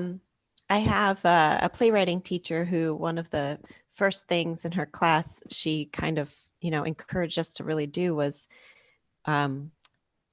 really picture how it would be on stage. If you're writing theater, picture what would be there. How could it be produced? And from a practical standpoint, could a theater produce it? You know, are you writing something where it is meant more for film, where you've got, I don't know, explosions and you really want close-ups or quick cuts or something? You know, maybe that is more of a film like thing. So yeah, absolutely. What you're writing for certainly informs the writing. And in this arena, the Zoom arena, I've been thinking about that a lot. Actually, it's funny today that I ended up doing Santa on Zoom.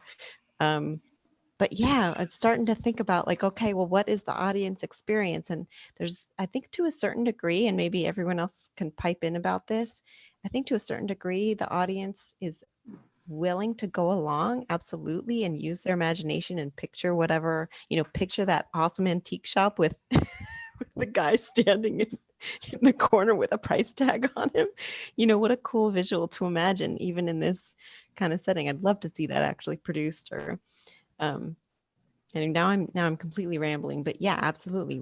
It's not meant only to be read off the page. It is meant to be performed. It's meant for an audience. So whatever that is, that's what we're going for, I guess.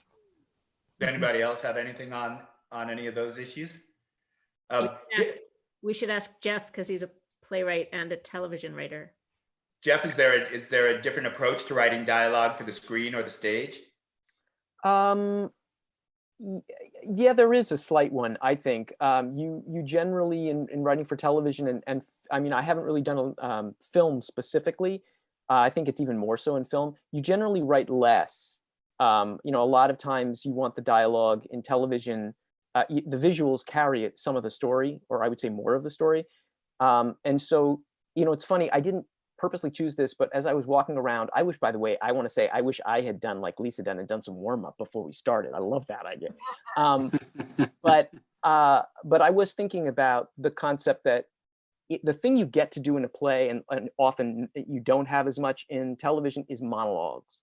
Like there are these speeches, you expect that, or are willing to do that. And so I thought to myself, wow, you know, that would be interesting to write a monologue. And I ended up writing sort of a mini monologue because of the whole pumpkin thing. So, you know, even that's changed a little. There are some shows where you have long monologues, but I think that's a difference. And I think plays are usually about something. So I feel honestly a little bit more, for me, I feel like it's harder. I think maybe I get a little stressed about writing a play because I feel like I want it to be about something. Whereas a lot of times in television, you're writing an episode of something that's longer. So that's just my 2 cents. But by about something, do you mean like it has a theme? There's some weight to it that is not necessary for a TV show? For some TV shows, yes. I think my mom always used to say this. She used to say she loved theater because she said it's about something. I want a play to be about something. She didn't want to be just sort of slice of life. She wanted something, you know, something to be said, something to be learned, like a theme, but also just something that you go, oh wow. And so I think a little of that pressure to make it about something. But the great thing about doing it this way, you know, in this improvisational way, is that you don't have time. I have a question here on chat from Karen Harrell, wanting to know from the writers, how does it feel when the random suggestions come in? Depends on the suggestion.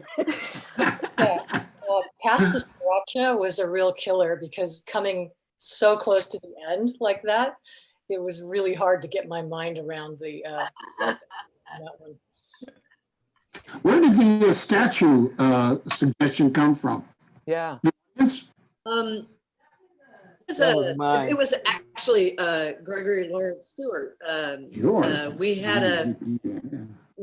actually had an exercise where Ken had people just write for a minute, I think, and it was kind of free associative. And Gregory read one of his, and somebody said that, and I thought, what a random thing to say. A lot of times when I'm looking for the suggestions to give, I really do think of them as like just coming out of the blue. So I was trying to, and as we had some practice rehearsals of doing this, not of any of the content, but just what we did. And I would always try to think of like, if I have a line of dialogue, then maybe a sound effect or an action or something, a smell, something, or just something that they have to do. Like one time we said, you have to repeat the line you just wrote 2 more times. And I actually try to think of it as being random and something that just kind of pushes you off. And the reason, I have a couple of reasons for that. One is because it seems like as soon as something random happens, your mind makes up a reason for it. So it doesn't ever really actually derail anybody's writing. They just seem to bring it back in.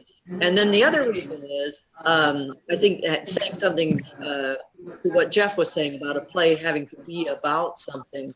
A lot of times I think when we're writing, way more than when we're improvising and working with a partner who's bringing in more things, one of the things we have to deal with is feeling very, very responsible for what we write. And if we throw the writers something incredibly weird, I feel in a way it just frees them up. They just go like, well, it's Laura's fault for saying this. And I think it's just, I think it's nicer to have this kind of like just lifting off of you and just like, well, I have to put this in because I have to, and just see where it goes. Yeah, they always end up being a gift in disguise. Sometimes it's like, what? How am I going to use that? What? Like the statue one, for example. I was like, a statue, what? And I admit that I probably imagined days ago, like, oh, Mike and Laura are in the same apartment. Wouldn't that be kind of funny if they were? And it just all, it was one of those like, I'm gonna have Laura be a tattoo. So, and Mrs. Claus, up until that point, was not, the story completely changed because of that one suggestion. It was not at all what I had in mind at all. So. Hey, if I could pop in, we have a really great question from an audience member, and that is from Sarah. Sarah is asking, how do the writers handle self-doubt or second-guessing their own ideas? Jeez. I would ask you to respond to that, not only in terms of this exercise, but other writing that you do as well. I can only respond to this writing because the only other writing I do is I don't. And I can tell you that both those things happened in the middle of the playwriting tonight. There was a point where I thought, oh, geez, I'm being clever with the letters, but it's not going anywhere. Nothing's, there's no resolution. So I had a lot of self-doubt. And so I don't know. All I can tell you is just, you keep plowing through and hoping that you can come to some resolution. Just trust that your own creativity will get you there. I'm hoping that. I think one of the beautiful things about this format of writing is that you don't really have time for self-doubt. Like when I first started writing today, I was flipping through a whole bunch of various ideas. Like I had graduation and the first couple of thoughts seemed very cliche and obvious, and I was trying to get rid of those. So it took me a minute or so to find something that I wanted to write about. And after a while, I just had to run with something because I just didn't have time to keep mulling it over. Yeah. Kat, you had something? Yeah, I mean, what Heather said, you can't, it doesn't matter if you're second guessing yourself or not, because at the end of 45 minutes, you're going to have to read a play. It's got your name on it. Like people are waiting for you. You're actually ready to play. So you just have to keep going. Whereas in real life, like I could spend and have 5 years not writing a play Yeah. because it's not good enough or because of the voices in my head. So that's my favorite thing about this format. Well, Laura, go ahead. I'm sorry. So I was going to say, I think it's, you say, how do you handle it?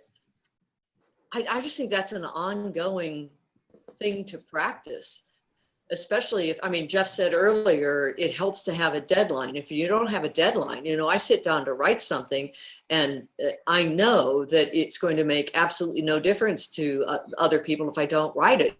No one's going to be going, Livingston, where is that piece of fiction that we've never heard before? Because nobody's expecting it. And I think that's a great thing about improvisational theater is even on stage in the middle of the scene, sometimes you have to keep saying, yes, what I think is obvious is good enough. What I think is very simple is good enough. As long as I'm responding and keep going, it's good enough. And I know sometimes when I work with children, some of them are, you know, like 10 years old or something, they just can't do anything. And, you know, they just can't get started. And I'll just say to them, it doesn't have to be good. And they just free up all of a sudden. And yet, even though I can say that to them, I have to constantly remind myself of that, you know, what would I say to a 10-year-old and just apply it to myself. But I think it's a brilliant question because it's one that never gets answered.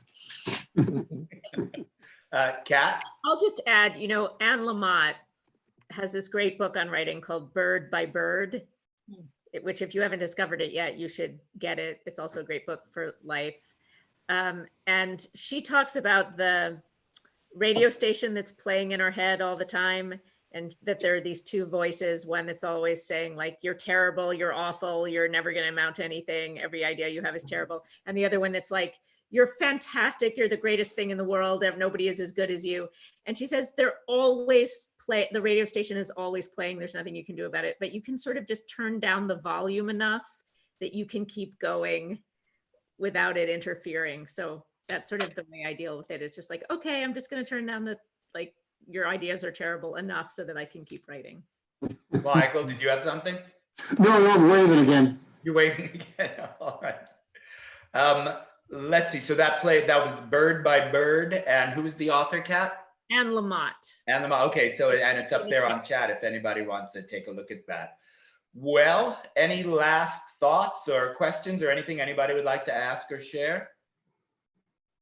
Will you be doing this again? Yeah. Let's see. Why don't we move into wrapping this up? So, Laura, did you want to take over and kind of talk for a while as we head out of all of this? Or I'm to talk while people turn off their cameras? Is that no, what no, you're saying? no. I meant, did you have anything, you know, that we still wanted to express as the team putting on this show that we have not yet expressed? We want to thank you all for coming out and listening and writing and sharing your work with us. I think if there is anything that you wrote that you do want to send to us, please do. You can go to our websites and send it to us because I know sometimes it really bothers me to write things that no one ever hears. And if you have any sort of thoughts that you want to share with us about what it was like to be in the midst of this, I think that would be interesting as well. And Gregory Lawrence Stewart already has something to say on that subject. Yes, I was just trying to get through, this is an immediate form of work, like the improvisation that the theater sports did, where you have to be on your feet knowing what to do every minute, like every second. And I'm doing several workshops, and one is a real strict writer's workshop. So everything is read by other people and you just listen. That doesn't work for me. There's another one I'm in where we can get up and get in our own work and do it, you know, read our own parts and read do it that way. That's closer to an immediate form. I think I need a lot more of this improvisational type of writing, stuff like this, because of that immediacy. Like someone said, you've got to read it in a few minutes, you know, it's going to be done right now. So it pushes you as a writer to get it done, you know, and just take all those suggestions and just do them right now. And it frees you. And I'm finding in the other workshops that some of it is too oppressive, sort of not freeing enough, you know, when it's just a strict form and then you can't be a part of it. You just have to be the writer, you know. That kind of takes me out of the creativity. So I just wanted to add that because those are my experiences as a writer out here in LA, a very stricter form. And this, I need more of this freedom. And it's sad that we're in this closed down where we're on Zoom doing it. But I'm talking more about the immediate improvisational work that theater sports was about, that I just miss so much. That's why I love all you guys' works, Michael and Laura. When I see all your works that you're doing, it's just so, I want to go back to New York is what I want to do. But anyway, I should say that I'm not sure if anybody here, Mike knows that Gregory Lawrence Stewart, or Greg Stewart, as we called him back then, was in Theater Sports New York back in the 1980s. So there is another person from our deep, dark past jumping up and being part of this. So thank you, Greg, for that. So Ken, I think that's about all we have to say. I think so. And I saw your lips move. I thought you were talking. Oh, no. I will just say goodnight to everybody. And, you know, if the question is, are we going to do this again? I think the answer is yes. So I hope that everybody will stay tuned and look out for our further announcements. But we think this is awesome too. And yes, I think and I hope that we will be doing this quite a bit more. Why don't we take just 1 minute for everybody to give each other a round of applause. Writers to the audience, audience to the writers. You are all clapping. I haven't heard the audience in a long time. Thank you all so much for being here. Everybody stay safe. We love you very much and good night. Wash your hands. Thank you. Bye. Thank you. Bye, Deborah. Congratulations, Laura Livingston. Congratulations, Ben Adams. Goodbye, Goodbye, Goodbye, Gregory. Goodbye, Jeff. Laura. Bye. I miss you guys. Goodbye, Kat. Bye, guys. Bye, parents. Love you. Good night, everybody. You folks are so awesome. Thank you all for doing this. Well done. And thank you, Laura. That was really amazing and fun. We're there. Nice to meet you, Martha Stone. There you go. You folks rock. Those were awesome, awesome plays. That was fun. That was a lot of fun. Great job, Heather. Thank you. Heather Adams. I know her. It's almost like, yeah, no, I'm not going to say. I was going to say something like it's almost like it's in your genes, but that would belie the actual autonomous creation that is yours that has nothing to do with your dad. And I want to know that I know you own it as an autonomous human being in your own right. Thank you. I know I owe a lot to my roots though. Oh, I just, but thank you. Inflated in my head because I have a, child. So I see it through that lens of like knowing the thing and the thing and the thing. But also I'm just very impressed with you as an autonomous human being. And that was a great play. So thank you. Yeah. All right, my friends, shall we wrap it up and say goodnight? Good night. Good night, everybody. Good night, everybody. Laura, you want to chat tomorrow and we'll debrief everything? Yeah.